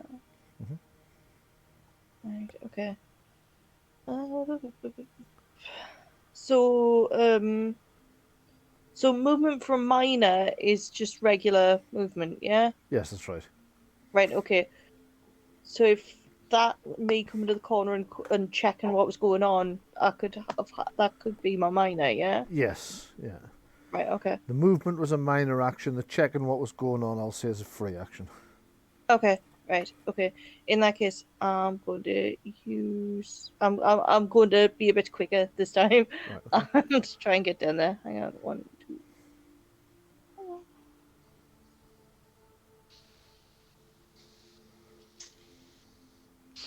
Oh, these bloody weird wobbly bits as well mean I have to spend extra movement going around them. Yes. Buttresses, they're called, and that's what stops a tower from falling over. Actually, it's not. Oh, It's just one of many features that makes it more sturdy. I've Okay, got that far, and now I can see the demon. now you can, except you can't because I can't. you would Yeah, be I can't several do stories down at the anything. same time. So I'm Yeah. just No, no, going. I haven't gone down though. I'm still top. Oh, right, Because so you're I want still to on the get as 5th far as I story. could and then use the rest of my movement I had left to go down. Right, okay. So you scuttle to there and you can see the demon just inside the building. If you have any movement left, you can scuttle down from there, or up, or back. Uh, Gonna go through the window. Yeah, you can go through the window if you want. I wouldn't be able to do anything. No, you won't. Ah! You could go through the window, in which case you'd have engaged it in hand-to-hand combat, but you wouldn't have an attack action left for this round, which means it would get the first attack. And it may try exactly the same thing again. It might. Yeah. It might. Remember the gargoyles had spent an entire combat trying to throw you off a tower. Yeah, I'm gonna be honest. It would probably have a slightly harder time throwing me off the tower than it threw Gora, but I'm still not gonna take that risk. I'm Yeah. gonna go back one. Yep. Hope it didn't see me. Okay. Let's find out. Give me a perception stealth check matched against it. Sorry, Oh, a dexterity stealth check matched against its perception seeing check. Oh no! 13 to beat. I don't have stealth. I've got cloak of shadow. Oh no! Oh no! So as you come spidering along you kind of look round and see the demon. It looks straight at you. Don't mind me, just a gargoyle. I'll just sort of like spit so I look like a fountain. Okay, I don't think that's liable to work, but you just never know. Okay, so Baden on the ground is still scanning the area for any hostiles. Currently, everything's quiet down there, except for he probably vaguely heard Gora screaming earlier, and it is the demon to go again. So it's going to, because it's had enough of you guys, and it finds that taking you out one at a time seems to work best. It's going to come out of the window. I'm just going to take some of these effects off it that were on from the previous encounter, because none of them should still be active. I didn't regenerate him this round either, you will notice, because he was next to the fire. Okay. So actually I'm going to have to put him back, because it's just not letting me get a full view of the things I've put on him, so I can't take them back off. So I need to remove his ninja mask. No, you still shouldn't be able to see. And what else has he got on him? I can't quite make out what that one is, but one of them's a little one of those that can go. The other one's that. There we go. So he flies out to attack you. So I'm going to make this a charge attack in that he comes hurtling out of the window, jumps in the air with his wings unfurling as he attempts to keep himself airborne. Attempts is the wrong word, he succeeds. And he is going to attempt a stunt attack on you as well to do the same thing and throw you off the side of the building. So let's have a go. I've lost him. There he is. So what's your defense? My defense is 12. Okay, so he needs to beat 12 to throw you off the building.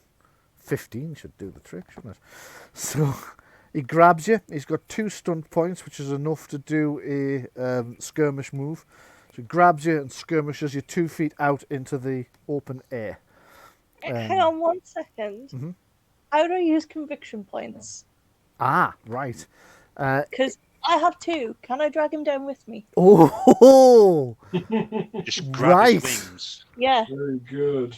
as he throws you, because you've still got your spider climb on, you grab his arm and his ankle and pull him with you. His wings are beating furiously to try and keep him from falling.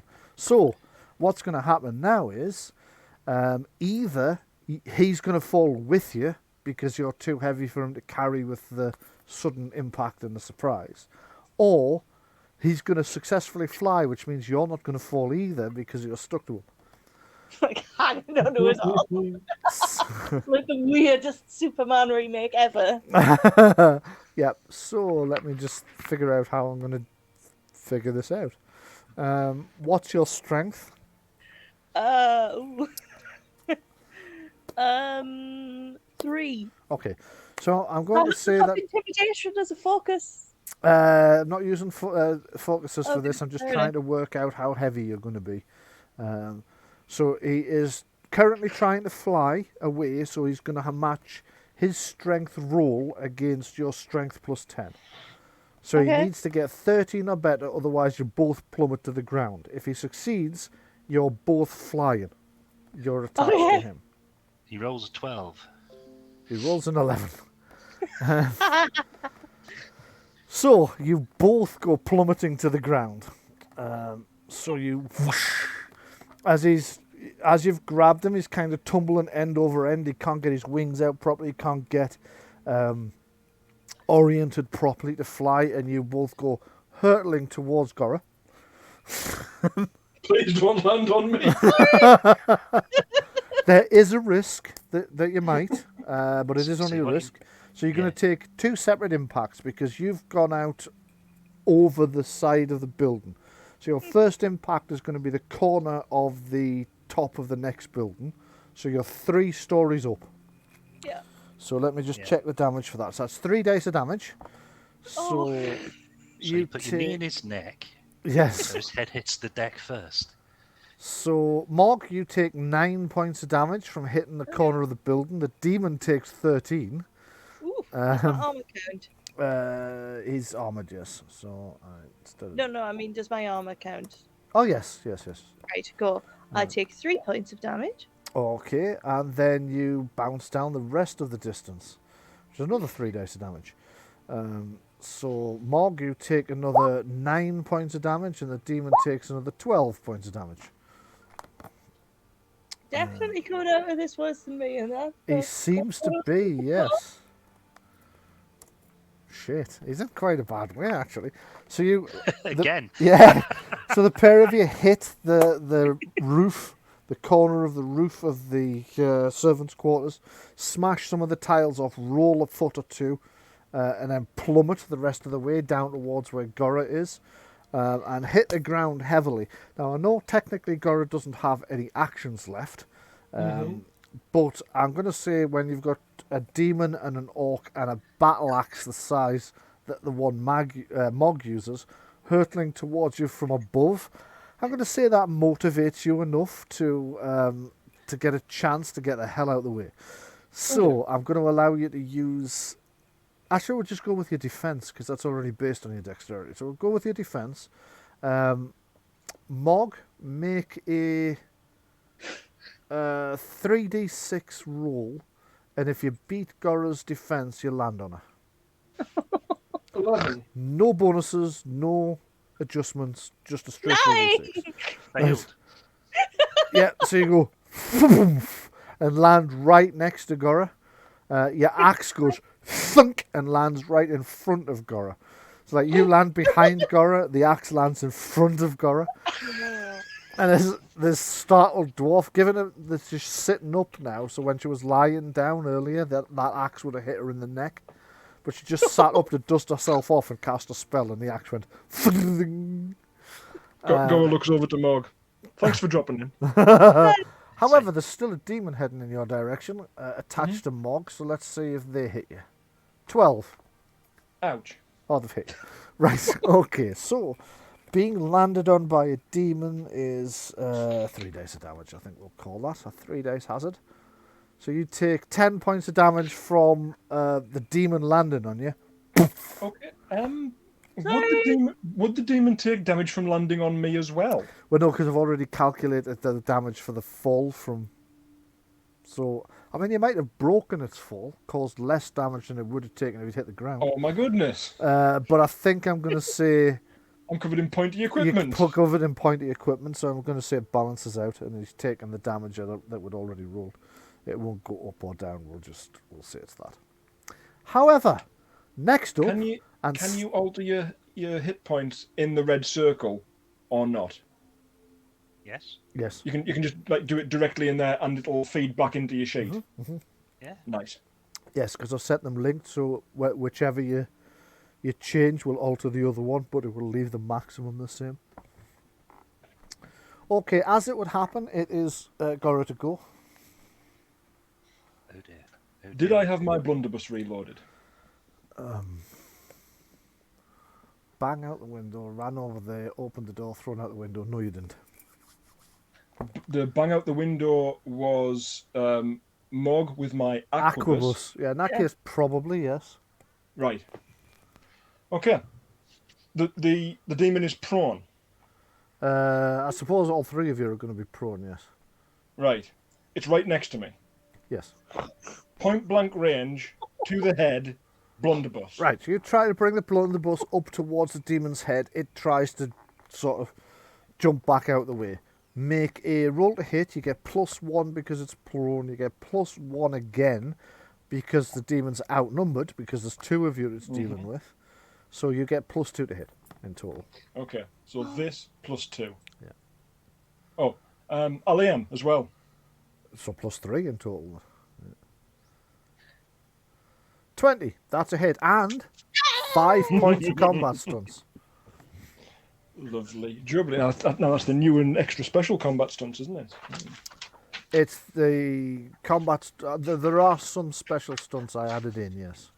Some homegrown ones. So they're in the... I'll just pop it up for you if you like. I think I have a print off of it. Yes, I have that printed. You're going to taunt him. No, I'm going to try and blow his head off. Say use a your mama joke. Your mama's so dumb she puts makeup on her full head. Well, if you're just hoping to blow his head off, may I recommend a lethal blow for 5 extra 2 days of damage. You could seize the initiative. Could I interest sir in a lethal blow? Yeah. You could seize the initiative, which means this damage wouldn't be any faster, but you would actually gain before the demon, because you'd then go straight to the top of the round. You could try a setup so that Mog can finish it off, but at this point you probably want to take this one yourself. Yeah. Okay. Instead of my normal 1d6 +2 +3, it'll be 3d6 +2 right. +3. Okie dokie. So. And I'll just alter that for this one, then alter it back. Okay. 3d6 +5. Here we go. Okay, so feeling quite badly winded from first having fallen out of a 5th story window and then being landed on by a demon that fell out of a 5th story window.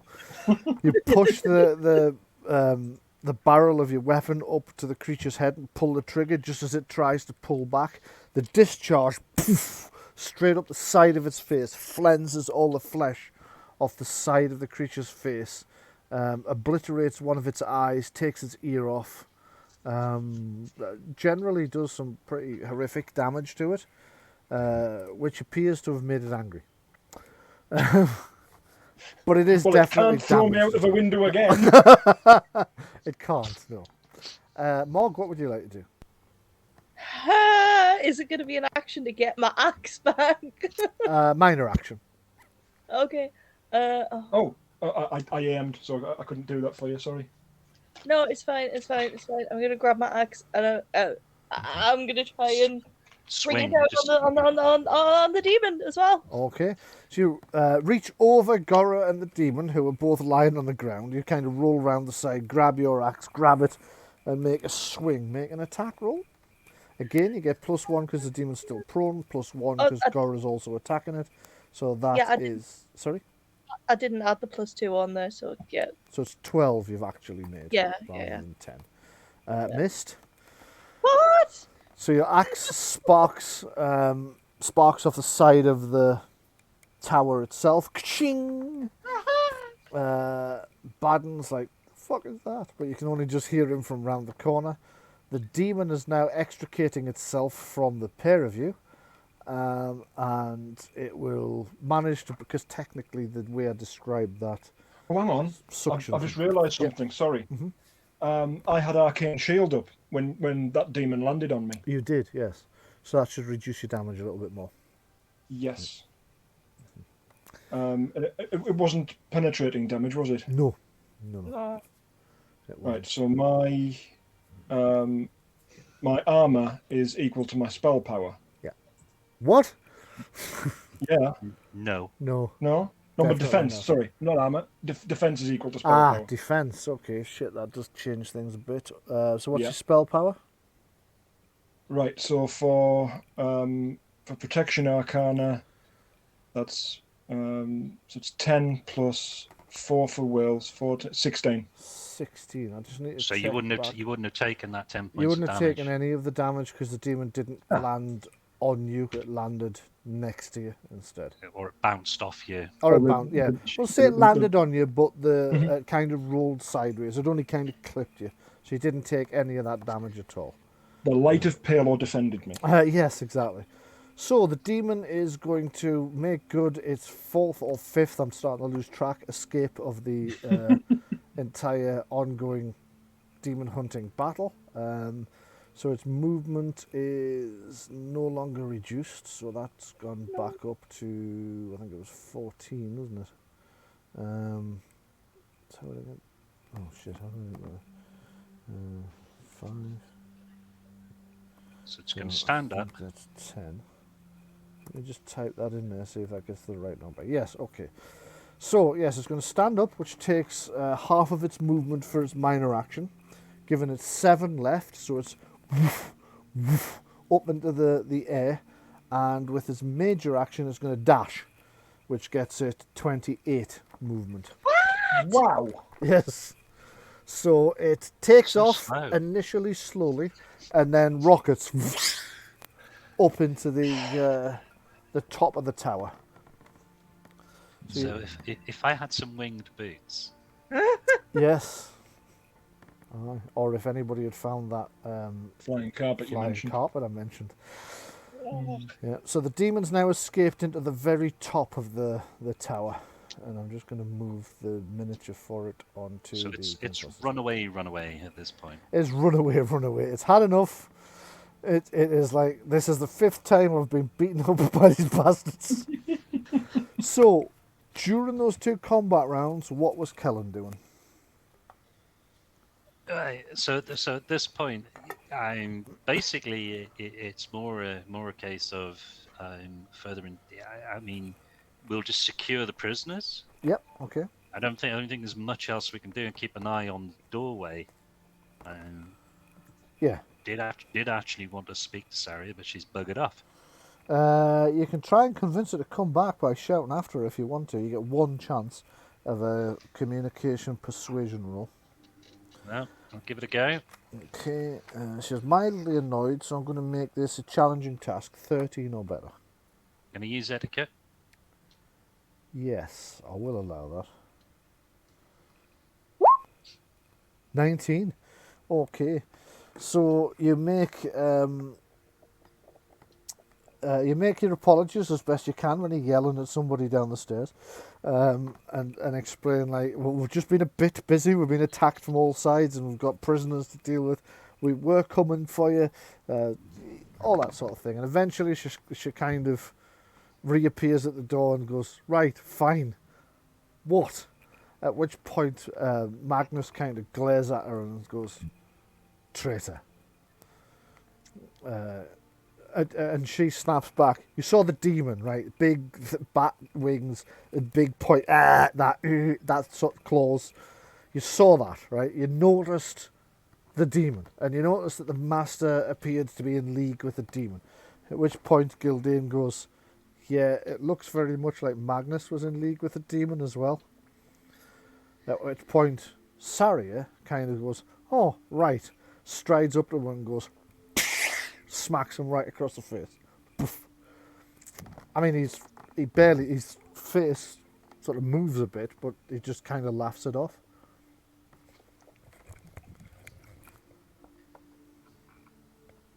So, Okay. what else would you like to do? Right. Okay, I'll say to Saria and Gildane, I'll say, look, we never meant anybody any harm in all of this. The issue that we came here to solve the mystery of what happened to Saragosa.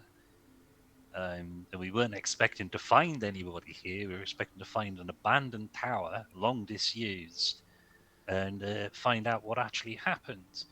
And it seems that his great-granddaughter is either possessed or being controlled by demonic influence, and some of you apprentices are actually in on it. At which point, Saria looks at you and goes, wait, did you say granddaughter, so the mistress? Yes. But Gildane, you said the master. Gildane just shrugs. Like, to be honest, Saria, at this point, I don't have a clue what's going on. Can anyone just interject with something now? Yeah, go ahead. Magnus's reactions to pretty much everything socially have been stunted in the same way that Lyra's were. Yes. She didn't respond to having that bread roll thrown at her. Everything just seemed to be a little bit off. He's just been slapped around the face and not really moved because of it. I think everybody under demonic influence is just that little bit less emotional. Yeah, removed from humanity. Could be. I'm just going to start closing down some of the little window things I have open here. They're not really obstructing view, but they do occasionally get in the way when I'm trying to move stuff around. Okay, so that little vignette probably took about 30 seconds, which is about the length of combat rounds that we were doing with the demon and throwing people out of windows. So we are in a position where we're out of combat and everybody can act. So what's everybody doing? Right. But that's the Mog and Gore obviously need to do what they need to do at this point. I'll let you guys go first. Okay. Well, how far did you say it was above? Sorry, how far 28 feet. How far did I No, say? you've got. No. The actual demon itself has managed to evade you and has retired into the top of the tower. That's right. It's retired into the top of the tower, which is level 8. So it's 3 meters per level. So it's 8, 16, 24. 24. It's very, very injured right now. True. I don't want to give it time to heal. But then I also don't think doing it on my own is a good idea. So, Definitely not. no. I do still have a loaded pistol if it decides to just, peek out of the tower and see what we're doing and I just happen to be in range. Yes. Can't see that happening. No. I think it unlikely somehow. Hmm. I don't know what to do. Okay. While you're thinking, is there anybody else who would like to act? Patrick? Yeah. Mog, we need to get back inside. We need to get back to the rest of the group, and then proceed up as a unit. Yeah. Separating was a bad idea. Well, separating by this amount wasn't your idea at all. Yeah. Separating by 5 levels was kind of out of your hand. It's kind of the demon, that. Yes. Let's try and get us over to where. I think, to be honest, If we'd moved as one, the person who went through the door would have got grabbed and thrown by all means, but there would have been 3 more people there to finish it off. Probably, I think you'd have largely overwhelmed. I mean, if Kellen had been there as well, I think. Split the party. yeah, but it would have looked less cool because nobody would have dragged it out of a window. Oh, absolutely. I am not questioning how cool that action was.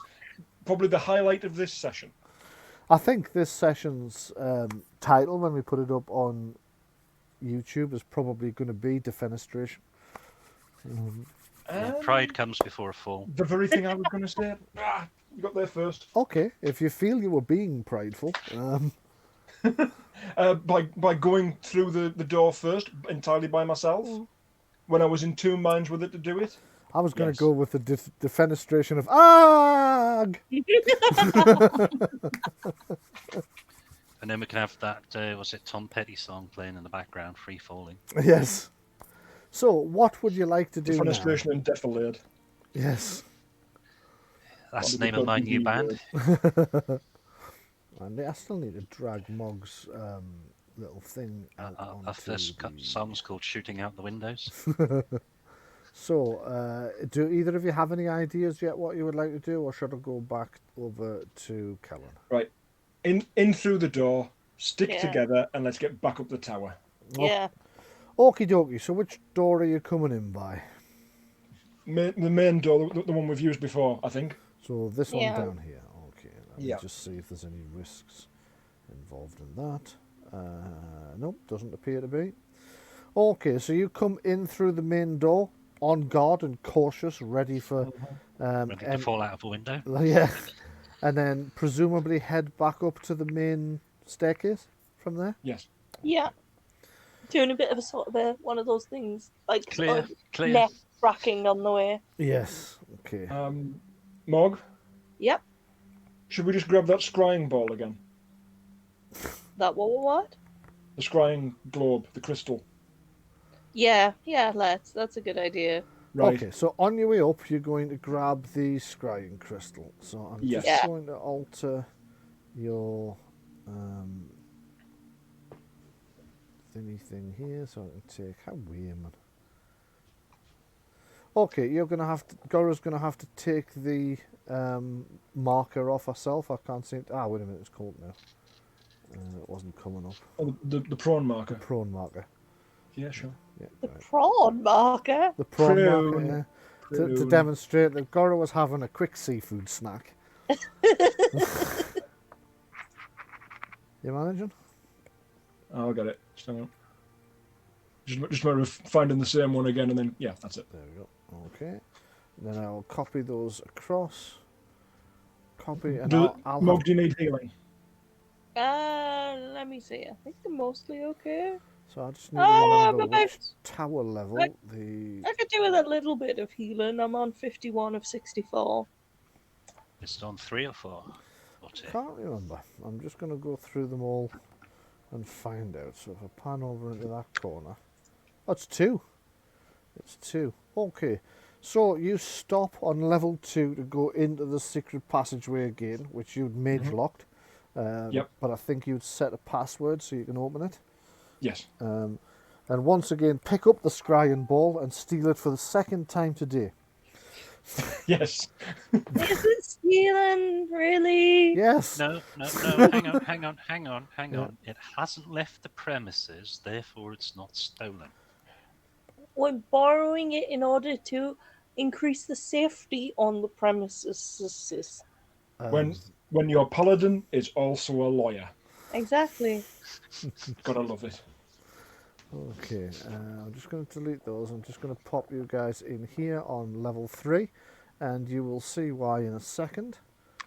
The next, and then we were going to go into that other secret room. I'd remembered that. That's why I was grenade putting you on fell level down. 3. Yes. Yeah. So you find yourself on level 3, where there is still the sort of blast marks from where the grenade detonated when it dropped down the stairs earlier. And you had already posited the possibility that there was a secret door here. Meanwhile, in all the time it's taken you to do this, Sean, what's Kellen doing? So at this point, it's a case of I'm going to be attempting to get, I don't know if Saria's not on side, to get her on side, and we're going to bind and gag Magnus to a chair. Oh, I think she'll be on side if there's an opportunity to bind and gag Magnus because she can't stand him. So, I'm going to say make a persuasion test with. I'll set that as easy because you're asking her to do something she's kind of wanted to do for the last 2 years, which is tie him up and gag him and just forget he exists. So a target number of 9. Yeah, so and also that the plan is that somehow we need to liberate Enhalia from the influence of the demon. Because I'm now convinced that she's either possessed or in fear of it. Agreed.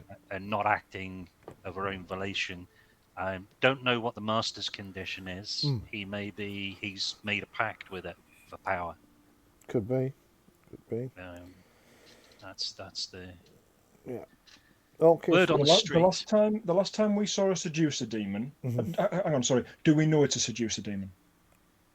It appears to have a lot of the indicators. It looks physically very similar to the seducer demon you saw in its natural form when it's in its natural form.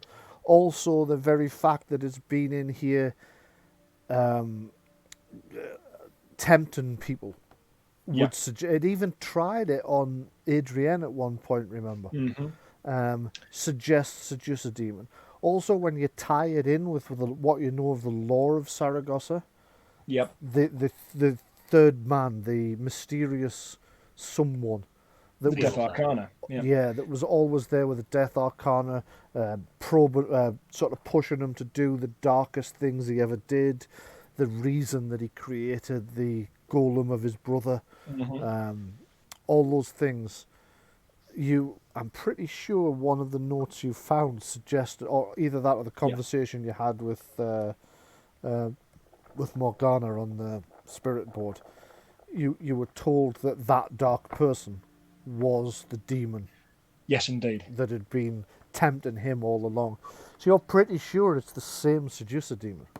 So, 3 points: seducer demon, Death Arcana, and the symbol that we found on the westernmost door down in the dungeon. All point this back to the monastery. The Saragosa link to the monastery. There was a seducer demon there. There was a human practitioner of magic, and he was a... what you call it? Warlock. Not a warlock. Infernal sorcerer. Infernal sorcerer. I've been watching too much Critical Role. Digging deep terminology is kind of crap. And a demon came out of him when he was killed. Yes, that's right. I'm inclined to believe now, considering that Enhalia has just vanished, as far as we can see. That's what the master is. Could be. I'm going to allow you to make an intelligence roll. I'm just trying to think of a likely focus. Yes. Arcane law. Demonology. And If not I demonology may, for this one, because it's not quite what you might think it is. But go ahead. if I may belay that Yeah. until both Gora and Adrian are in the same place and can pull the resources. If you say no, obviously Right. that's For I'll do it what now. I'm thinking about, which is not what I think you think I'm thinking about. Right. No, go ahead and make it now. For what I think For you're Gora thinking or for about. Adrian? For Gora. For what I Right. think you're thinking about, yes, you can belay that till. Right. Because I suspect what I'm asking you to make this for and what you think I'm asking you to make this for slightly different. Very well. 18. Right. Divine inspiration. It's while all these things are working through your mind as you're walking up the stairs and thinking, "Ooh, wasn't there a secret door here we were going to loot when the grenade went off and the bang and the blast?" And we never really got an explanation of exactly what happened. And you're thinking to yourself, the same things as Kellen's thinking really is, which of these people are actually our enemies? Is it the mistress who just seems to have disappeared and tried to get away from it when she turned herself invisible? Is it the master who I last saw? I know why he was in that strange position now. Remember I said he was like a broken mannequin, Yes. with only one of his legs was actually doing anything. Yes. And the arm on the other side was held straight out. And then, An invisible person was supporting him. yes, his arm was around Was somebody who was hooked around invisible. somebody's. Right. Yeah. Hence the bizarre broken marionette So the appearance. mistress is out there as well. So you think the mistress is with the master. Yeah. Whether that's because they're in cahoots or whether it's the master's control of the mistress, Yes. you don't know. But you think they might be together and they're still somewhere near your support team, your scribe and Bad and the squire. That's another point, yes. Right. In the immediate issue, we need some healing in here. Okay. So I'm throwing up the big one. Oh, not that kind of thrown up, right? Okay. Yeah. I've tended an old version of Mog. So are you getting everybody back together first, or are you just healing a pair of you? Because you were the two really badly damaged ones from We are. I don't think anybody else has any damage. your gravitational Yes. Misfortune. misfortune, we'll call it. Yeah. Yeah. So okay, you cast the spell, and boom, this wave of healing energy radiates out from you. Boom, boom. You regain 10 health points, and so does Mog. You could do first aid on each other, but that would be extra. Yeah. Do you need me to do first aid? Okay, let's throw some first aid in there as well. Okay, how do I do this again? Intelligence plus first aid focus if you have it, No. or healing focus or surgery. If your target number is 11, if you pass, the recipient gains the stunt dice number plus your intelligence. Okay, so stunt dice number is 4, my intelligence is 3. I also stunted on there. You did stunt on there, and what I've always done in the past with a healing roll is I've allowed you to apply the stunt points again as health if you want to, or you can pick an That appropriate works for stunt. me. Okay. Cool. Have another 11 hit points there, Gora. Lovely. Thank you very much. And you get from me. Honestly, I'm fine. I'm on 61 of 64. Don't waste more time. Oh, right. Should we? Do you want to cancel that healing roll that I made then? I mean, if you've already made it, then I have. So, Brian, your call. Was this just a healing skill roll? Yes. Yeah, you can cancel it if you want to. Okay. Yeah. So, how many did Mug do for Gora? 11. 11. yeah. 11. Right. Which is good. I mean, Very. Gora does now largely look like a dwarven mummy. Use my money. Because the The fall... term The term the church prefers is mother. Yes. Because the fall doesn't really create one massive injury. It No, tends to no. create a lot of bumps, bruises, abrasions, breaks, and so on. So, like, everything on Gora is currently bandaged. You know, one arm in a sling, but not so tightly that you can't get it out if you need it. You've got, like, strapped up the other arm. You've got a bandage around your knee. You've got a bandage around your head. You Just look hold your like arms you've... out and go. In the event that this secret door is trapped, at least you've got plenty of hit points to go at. Absolutely. Yeah. You look suspiciously like someone threw you out of a window and then somebody else applied as much medical attention as possible. Okay, so who's taking a look at the secret door then? Seems like my kind of thing. Okay, so just give me a second to bring up the tower level 2. For the first time in 2 sessions, I actually need to look at the text of the tower because you're not just flinging attacks at one another willy-nilly. It's a new area. Yeah. So, it's not level 2, you twit, it's level 3. Oh, man. Area 31 is where you're standing at the moment. So, there's a secret door in the stair behind a ascending staircase. Right, okay, give me a perception searching test, please.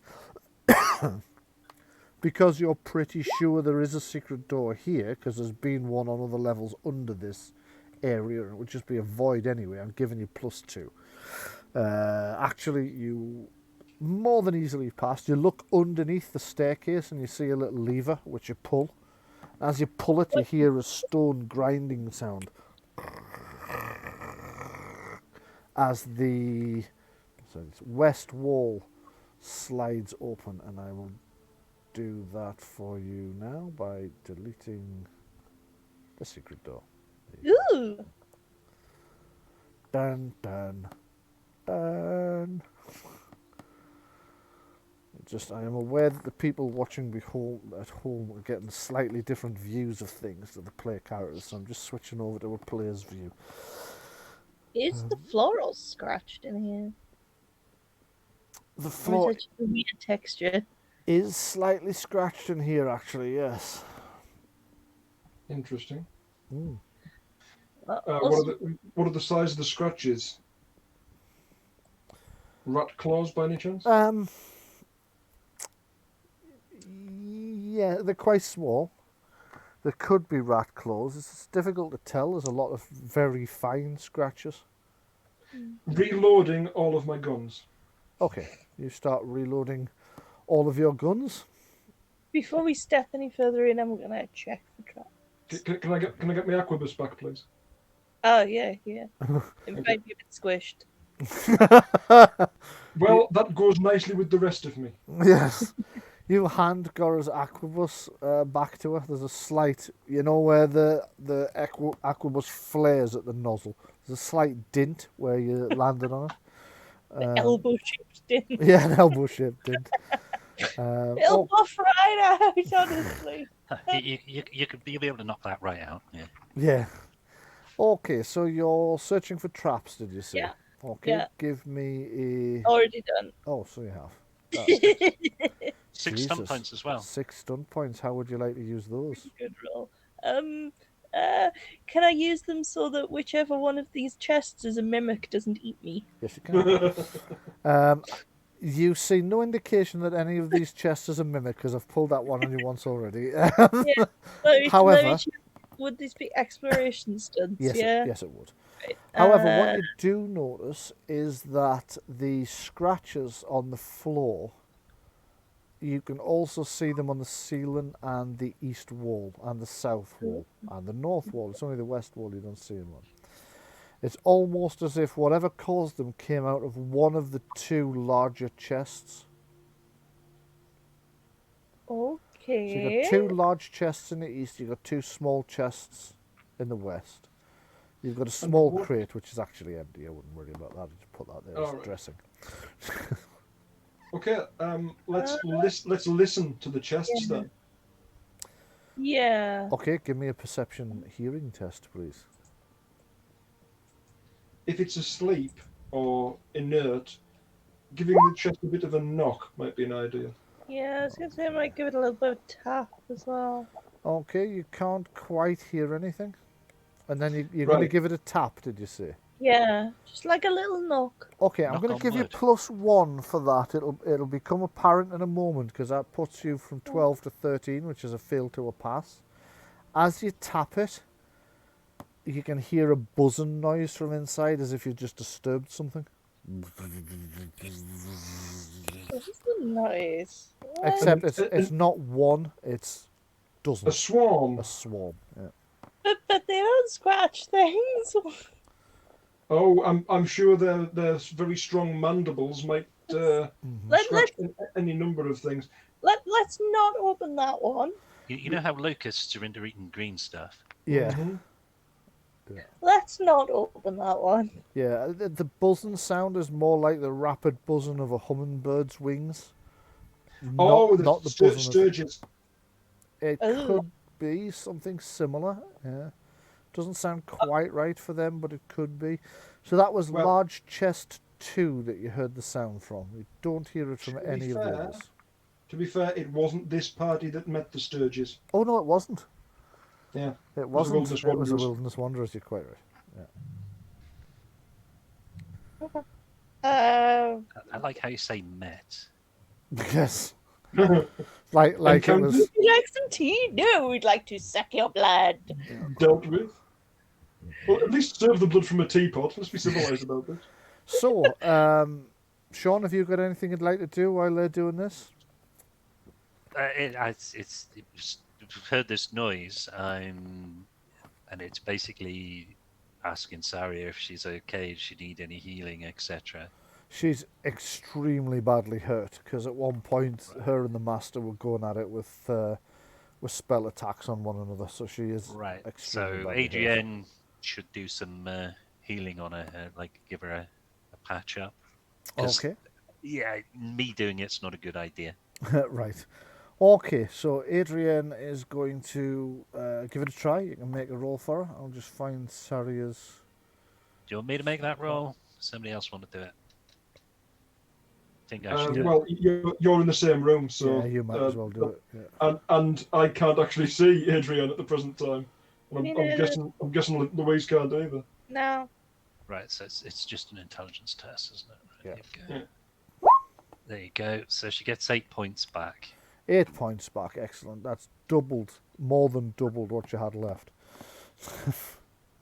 So this is also part of the good will. Aye. So she starts dressing her wounds, some of which are cuts, some of which are burns. She starts dressing them as best she can. She puts a salve on the burns, bandages the cuts. There's still one of her eyes is quite badly swollen where she took a blow during the fight.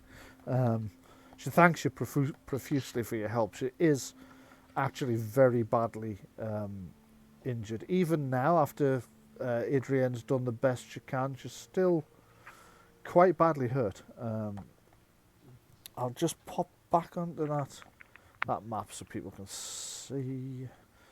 Because she was kind of a almost deep orange there. That's right, she was. In So aura. you're going back to level 5. 5. So that's 4. So that one will be 5 there.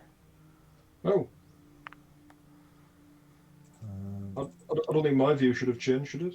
Everybody's Yeah, view changed. I just moved the whole thing across. Yeah. Oh, fair enough. I could have you- just split Sean off, but I thought for this I'll just. So you can see she's gone from a deep orange to a sort of a gentler yellow. Very, So very she's- pale orange. It's slightly more tinted than. Yes, it's slightly orange tinted. She's still badly injured, but she's not liable to drop dead at any minute. So while you guys are upstairs helping Saria recover from all the injuries she took during the fight, we will go back to level 3 for the looters. Not looters. Was it 2? Three, yes, That's 3. really unsafe. Sorry, say that again?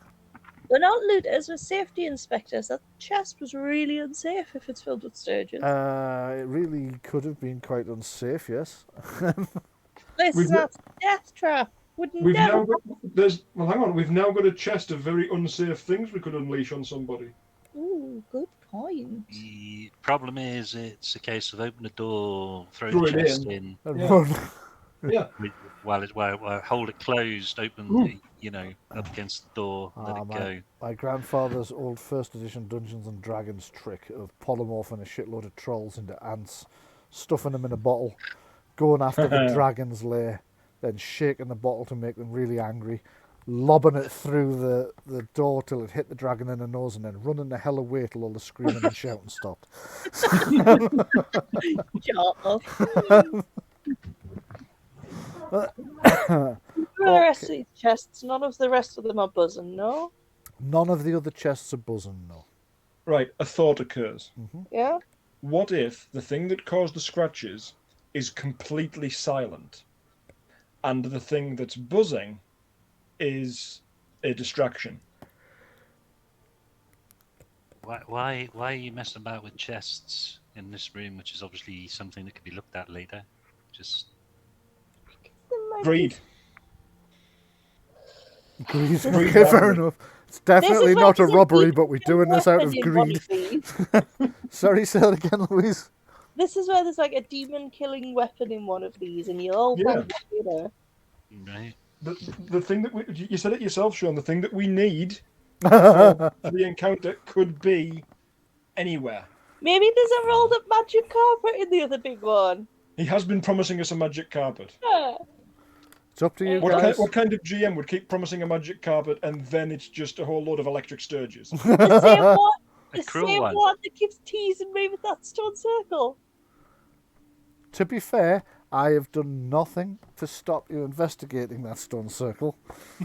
It's just that the rest of the party keep dragging you in different directions away It from the doesn't stone matter. No, circle. we've got stuff to do. Leave the stone circle alone. It's a side quest. Side quest, yeah, they won't let you. Okay. They won't let you do your side quest. So Right, okay, speaking I'm of gonna- side quests, are you going to loot this room or are you going to leave? Yes. Yeah. Let's Yes. get to a decision. Okay. Right. Okay. Check the chests for traps and Yeah. then open them up. I'm going to stand in the door. Okay, so Gee, thanks. what order would you like to open them in? There are 2 small chests, 2 Big large box, little chests. box, big box, little box. The big box that isn't buzzing. The big box that's not trapped, right? Oh, it doesn't appear to be trapped. Okay, so that chest is locked. It was- Righty-ho, hang on, helps if I open my character sheet and not exploration stunts there. Is it still locked? What did you get? I'm on the wrong panel. Hold on. 14. 14. Let me just check that. Large chest 1, locked, requires a lock-picking TN 13. It's open. So you Hey. open it up, and what you find rolled up inside that chest is a piece of paper. No, it's not. Rolled up inside that chest is something that appears to have been very tightly woven. It is! Let's get on. Let's get on. It's a mimic. Is this thing magical? It might be. I have a I have the book. I have the book. The carpet is slightly threadbare, a slightly threadbare example of a carpet or rug in the style common to the Dramidi coast and the sheikdoms there.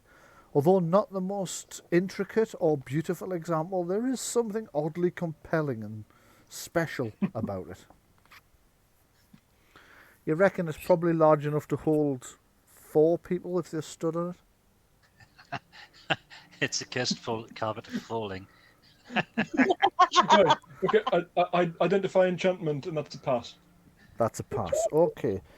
What you have in your hands is a carpet of flying. There we go. Hey!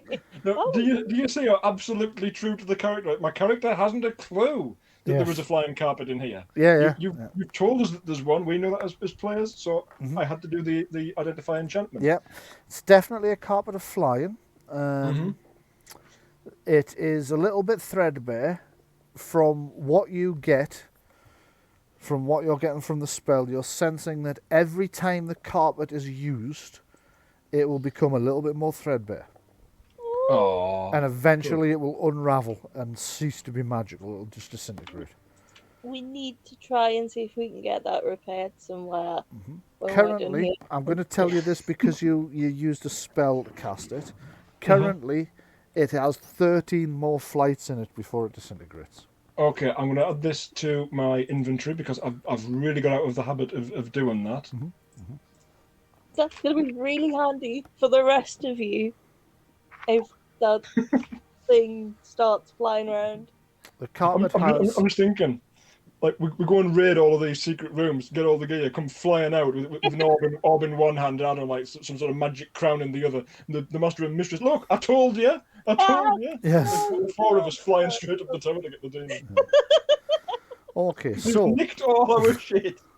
one or two other things I'm going to tell you about the magic carpet that you've found. The carpet has a flying speed of 18. Okay. Those riding upon the carpet are magically unable to fall from it by accident. We can jump. However, they may jump or be deliberately pushed. It is the sentient will of a living being that's important here. So you couldn't just fall asleep, roll off it, and plummet. However, if that fight with the demon had happened on the magic carpet, it could have picked you up and thrown you off. Yep.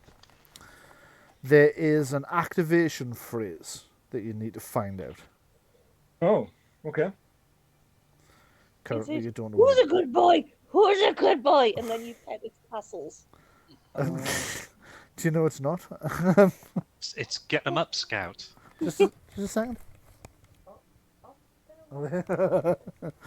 Maria's just suggested up and away. Which I can tell you she suggested that because it's not right. Okay. It's good, but it's not right.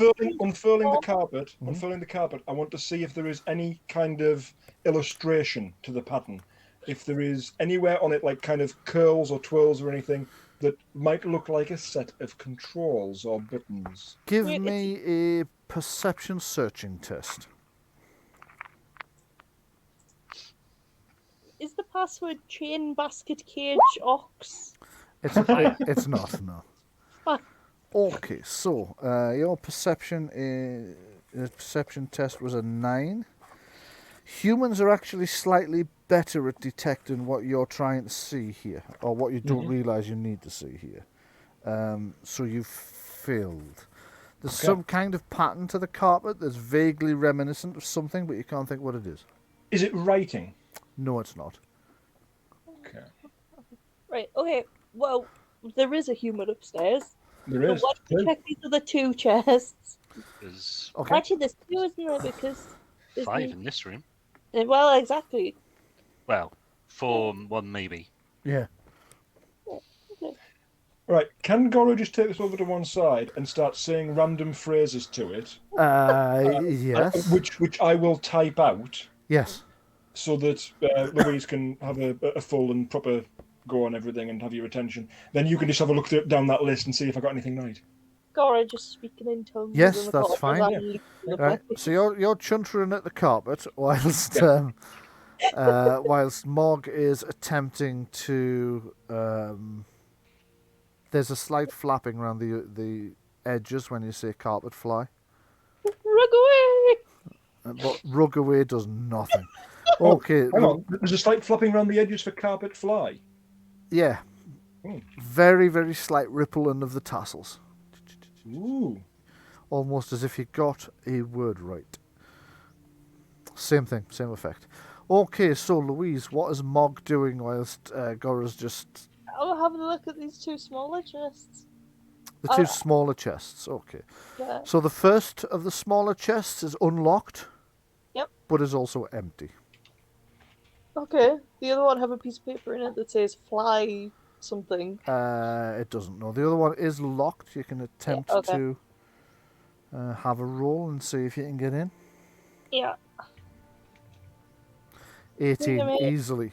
Easily, you manage to pick that lock without any difficulty. You notice that inside it contains a set of old leather sandals. Okay. Are the sandals magical? Oh, Make an arcane lore roll to find out. do you want to sling them over? You seem distracted. Let me have a look. What would arcane be? Okay. Pair of sandals hits Gora in the back of the neck. Yes. Well, okay, so the orc rogue is going to try and do arcane lock. Best of luck. You managed to heal me before. You could do this as well. Alright. What's that? Intelligence. Yes.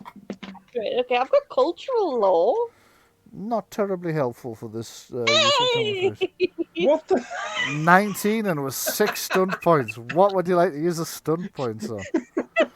Yes, these are definitely magical sandals, and you've no idea why. You've just got this strong urge that were you to be wearing these sandals, you're pretty sure you would be more fleet of foot.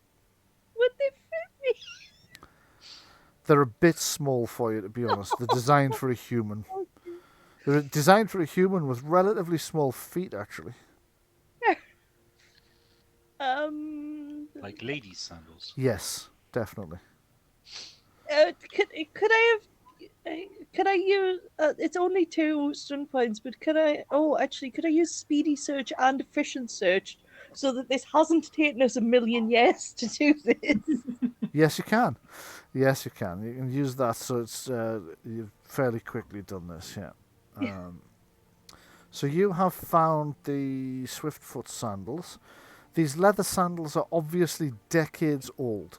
At the ankle of each are small leather wings. Magical sigils are carved into the leather of the sandal in dyed oxblood red. And because of that, in your cracking pass, I'm going to tell you exactly what these sandals do. Right? Once per encounter, the wearer of these sandals may take a free movement action. The action can only be used to move and does not cost an action, leaving the character with a major and minor action as they had before. Okay. Okay, so I'm just going to edit that for you, and then I'm going to put it in your... So I'm going to move the bit that was secret to the Games Master up into the bit that can be read by the players. And paste. And save. And show to players. So there you go. So there you go. So you would now essentially have 2 actions plus a movement if you were wearing those sandals, but only once in any engagement. If Gorma makes so bold, she's only got a speed of 8. Would they fit her? They're a little bit narrow, but yes, but not hugely comfortably. Okay. Well, actually, no, these are sandals. So yeah, they would fit. Counted on ankles. Well, It'd be the like length little of toes them. sticking around the outside. Yeah, the length of them's perfect, but the width of them, your feet have slightly more breadth than the sandals really account for. But yeah, you could wear them without it being too uncomfortable or too odd looking.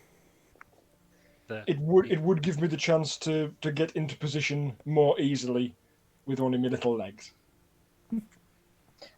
Any luck with the carpet?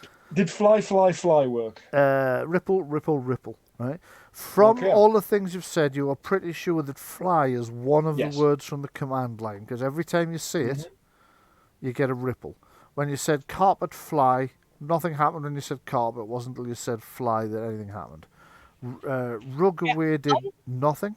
Let me just find the command line exactly again. Right, so when you said... I'm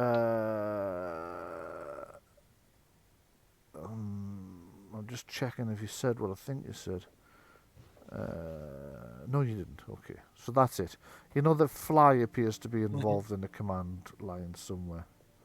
I'm going to suggest that, for now, I'll just throw it over my shoulder and we'll take it back upstairs with us and hope someone upstairs knows and will help. Yes. And that we go grab the ball of thingy. You've already got that. It was on the level below. All right. Okay. Have we been to every chest except the buzzing one? Except the trapped one you have, yes. So you found the sandals in one of the small chests. You found the other small chest was empty. You found the flying carpet in the large chest. You haven't opened the large chest that was buzzing because you know that's some kind of trap. You're not sure what. But you haven't opened it to find out. Is it that? It's not, but I'm wishing I thought of it. You're on a roll today, Louise. Roll of carpet. I Okay. love carpets, me. You won't believe our prices. Okay, so as you So you nick one and you get another one free. Is this the Goblin Carnival again? okay, so you guys head back up the stairs to rejoin Are there any Kellen secret rooms we've and- missed? I don't believe so, but let me just have a look at level 4, which would be one up I from could have you. sworn we went through 2 that we hadn't opened. Okay. Level 4 leads you into... Level 4 is where you come out, yeah. Top of the stairwell. Yeah. Right, Level 4, so- top of the stairwell, you would then come out into the master's study. So the secret rooms go carpet room, crystal ball room, and then it's into the dungeon. That's correct, yes.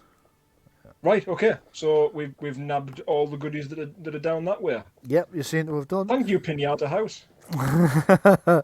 So you come out of the master's secret study. Well, not secret study, the master's study. You go through one of the teaching rooms that has the 4 desks, this was where you came out, where the events that led to the fight began. You come out of that and through into the library, then left onto the main staircase, and you head up to rejoin your companions, the level above that, which is level 5. Okay. So you are all back together over here. I'm just going to move Morg and Gora back into...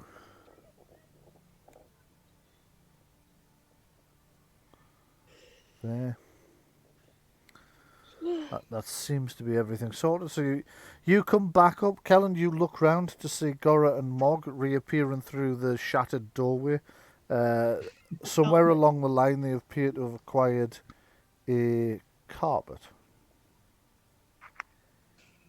We've got a flying carpet, some swift sandals, and we took this globe again. Sorry, you don't look so well. Do you need healing? Your friend was kind enough to do a little, but I still have many injuries Yeah. from the fight. You don't happen to know the password for this thing, do you? She looks blankly at it, as if she's never seen it before. It's worth a shot. So I'm sorry, I don't. Oh, now did I take off that healing aura from before?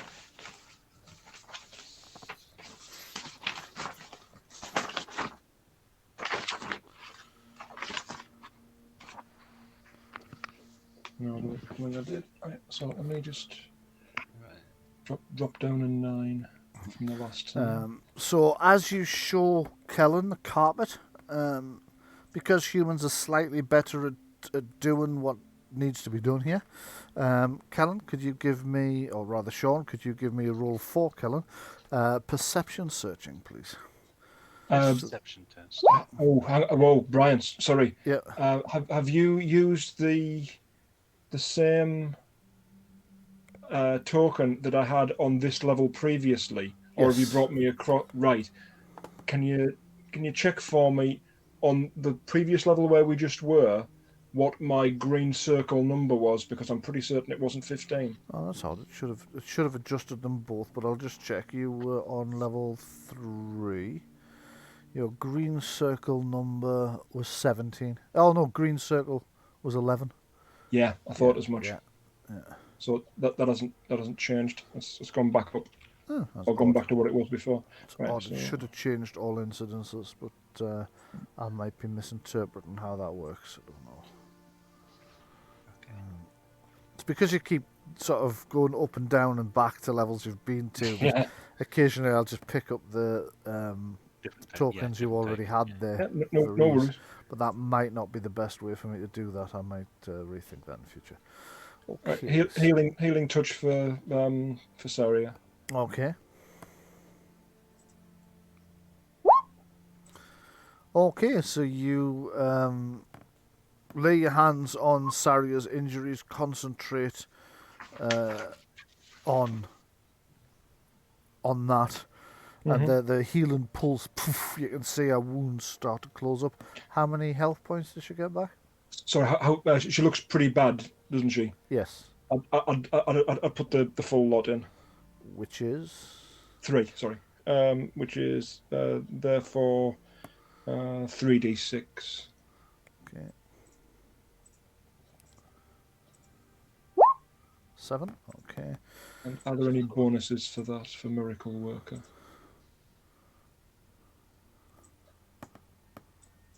Yes. She also gets my willpower of 4. So that's 11 in total, yeah? Yeah, that's right. Okay, so as our wounds begin to close up, you can see she's looking an awful lot better now than she was before. She's still a bit banged up. The bruise on her eye is now not quite as angry, and her eye isn't quite as closed as it was, but it's still discoloured. She's still got a few of the cuts and abrasions from the fight, but all of them look as if they're at least partially healed. She thanks you profusely for your assistance. Can she now be mundane healed again, or does she have to take damage again before she can have that? No, you could do one. No, somebody's already done a mundane heal on her, haven't they? So no, she can't be mundane. So it doesn't like mundane heal, magical, then another mundane. No. It would have to be more damage first. Yes, that's right. Aye. Okay, fine. Sorry, I'm just noticing on my camera that the tarp covering the timber is flapping about a bit. I'll have to go down and fix that in a moment, but it's not a huge problem. It's secure. It's just it's going to get annoying later on. Yeah. Once it You gets see dark, motion you're going to going on, hear that. Yeah, the motion will keep setting the camera off. Plus the noise of it will be very noticeable later on when it's quiet and dark. Okay, so just looking back over the.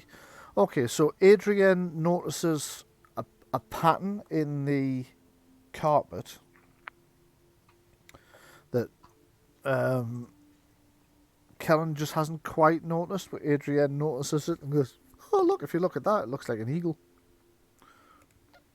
Fly, eagle.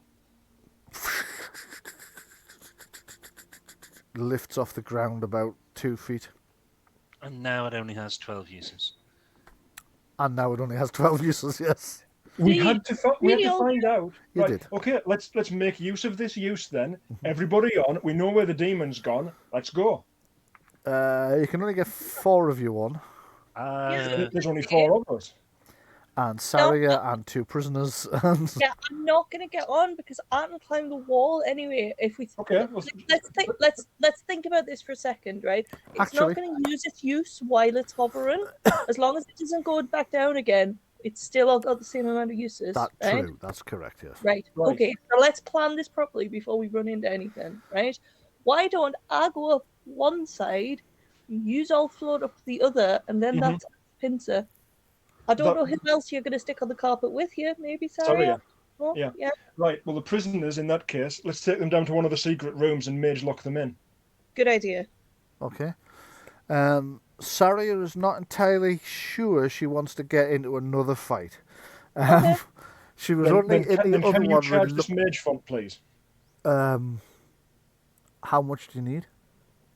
As much as you can spare. We're going to go up against a demon and then probably the master as well. Okay, she will put 15 in. Okay, thank you.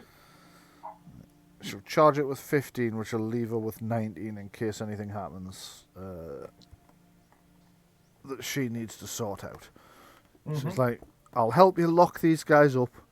I'm sorry, I know it's a demon and everything, but I'm really not interested in getting into another fight with a demon. It nearly killed me the last time."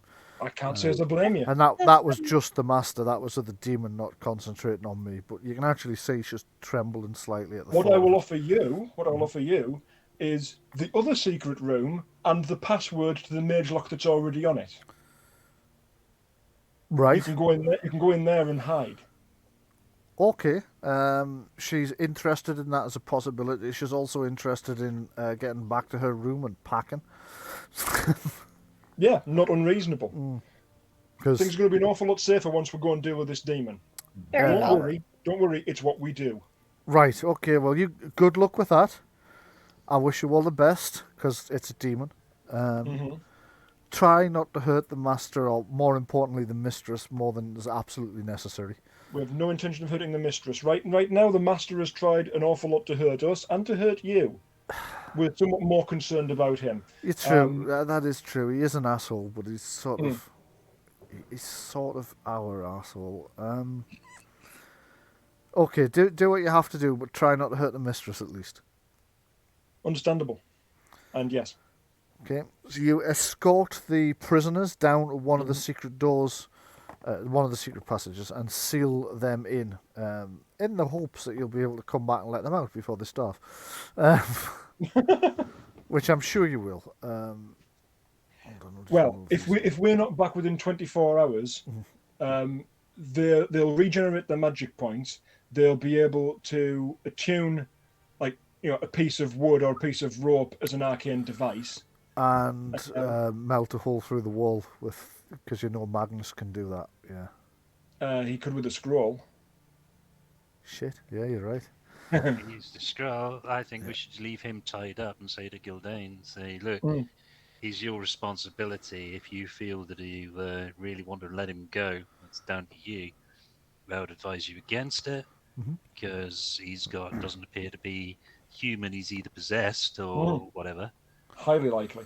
Right. Gildane looks very confused by the whole thing. He's clearly frightened. He's not happy about being locked in the secret chamber because he's not sure you'll come back for him. And then Magnus says, "Fear not, they will fall before the master, and the master will find us." You know what? Magnus is very clearly one of them. Gildane's done nothing but cooperate with us. Do you want to come with us and help? No. There's a spot on the magic carpet. Which would you prefer? I'd just lock me in a room. Fighting demons and the master. Yeah, honestly, I don't really want to be locked in the room, but if the option is that, or fighting a demon and the master, I'll sit this one out. Right. There's only two of them. Here's a gag. You might want to gag him. Right. He takes the gag off him and sort of, sorry, Magnus. Magnus is like, "I'll get you for this, and your little dog too." And your little dog too. Can we throw some water on him, see what happens? Next time. Nothing happens to him when you throw water on him. He gets wet. Oh, he gets wet, yeah. Giving the scrying orb to Adrienne. Combining that with Bloodhound. Yes. Let's get an absolute picture of where the demon is. Okay.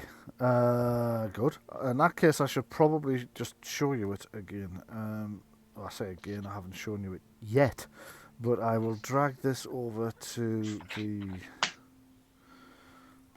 so you use the Bloodhound to attune the crystal ball to see where the demon is, and at first it's very misty and cloudy, and you don't quite see... I see a room. Gather closer. Yes. It seems to be... if dark's not the right word, but there are definitely shadows being cast here.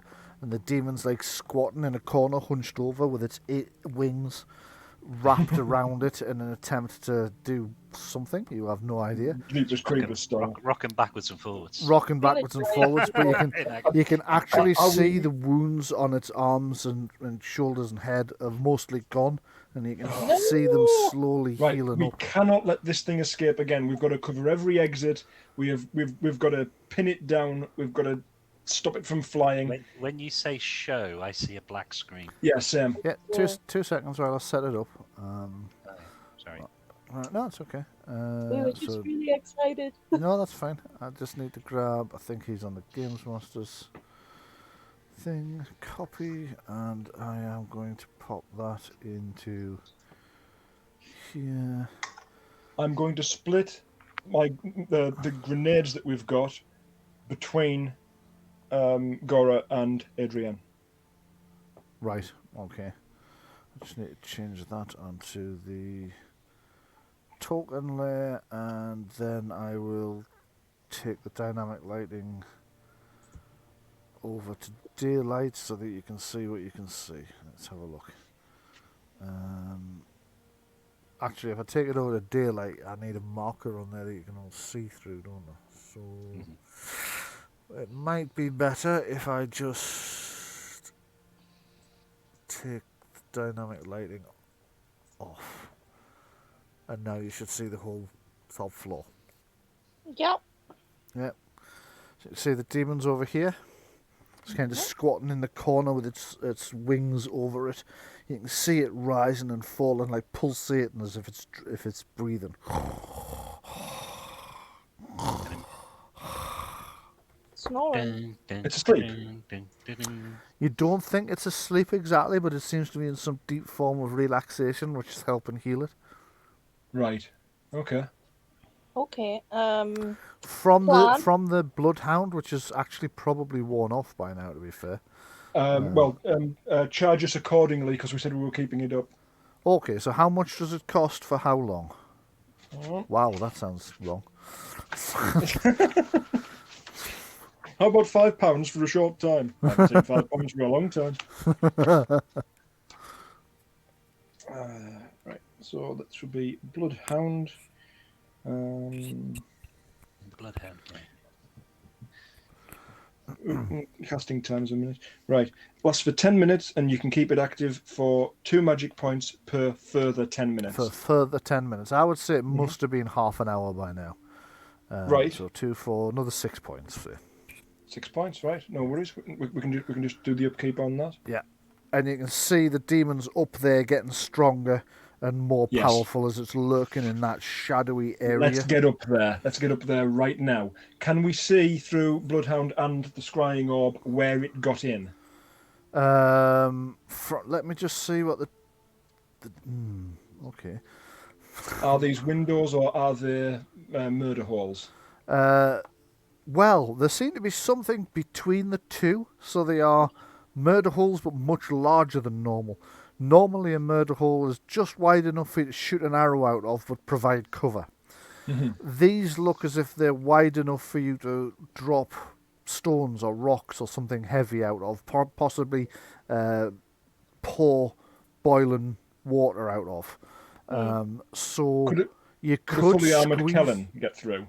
A fully armoured Kellen couldn't. Right. Mog, unarmoured, maybe should be squeezing. But yeah, fully armoured in his full plate, Kellen couldn't get through. No. How good at sneaking are you, Mog? I'm okay at sneaking. Right. If you could sneak up there and get in and start lighting those braziers. The braziers are already lit, but where the demon is in a shaded part. That's the shadows gathering around it. Lit. Okay, no problem.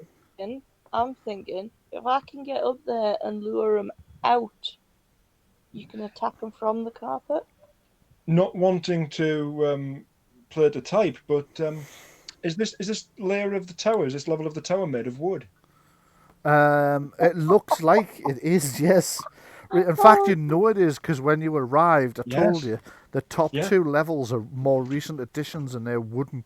Whereas I recall it, and I can see the texture plain as day. Yeah, ground through to level 6 as stone, level 7 and 8 are wood. So you wanted him flushed out, Mog? Don't do that. This just like a really bad idea, I've got to say. We raised the property to towering the inferno. Well, it's definitely going to harm the resale value. Let's fly up to the level below, get in through a window, or however he's done it. Does he look like he could fit through us? I can't see any stairs or anything to get up here. There's 4 trapdoors. All right, okay. So there'll be ladders underneath, I would have thought. That's right, but you're quite right. The spiral staircase does not lead right to the top, but I've dropped hints about that during the course of the adventure. You're going to fly up to the level below, you said, didn't you? On the flying. Yeah, well, 3 of us are, and Mog is going to spider climb up. Yeah, if I distract him through the window here, if these are the trapdoors, you can get up there. Yeah, Yeah. yeah. Draw him away from where we're going to get in. That's a good idea. Yeah, Because I'll we don't want to be fighting to get in up a ladder against somebody who could drop a door on us, fire down on us. Yeah. Quick So question. you distract them. Yeah, totally. Yeah, Quick go question. ahead. Yep. Those particular trapdoors, Mhm. are we able with the orb, the scrying as it were, able to see whether or not they bolt from that side? Yes, you would be able to tell if it could. And it would seem to you that the bolt from underneath, actually. Oh, God. The level below. I was going to say, because you're very precise with the way you use graphics, Yes. like, with the hinges of doors and so forth. Yeah. It's like, if we can't see a bolt on the hatch, That's right, yeah. then there isn't a bolt on that hatch. Yeah, there could have been a lock on the handle, but there isn't. So Yes. you're quite right. There is no way of locking it from the level he's on. If there is a way of locking it, it's on the level underneath. So it's from the bottom of the hatch, not the top. Right, we can't waste any more time and let him heal any further. No. Let's get up there. I think I would agree. Okay, so with that in mind, you start you put the prisoners away. Saria heads off with her illusionary version of herself to start packing her shit, and because she's getting out of here. And Mog, you start spider climbing up the side. Am I correct? Yep. That's the plan. Yep. Yeah. And the rest of you cautiously make your way onto the carpet. A little bit nervously at first because you've not done this before. As you step onto the carpet, you can feel it sag, and you're like, "Oh shit!"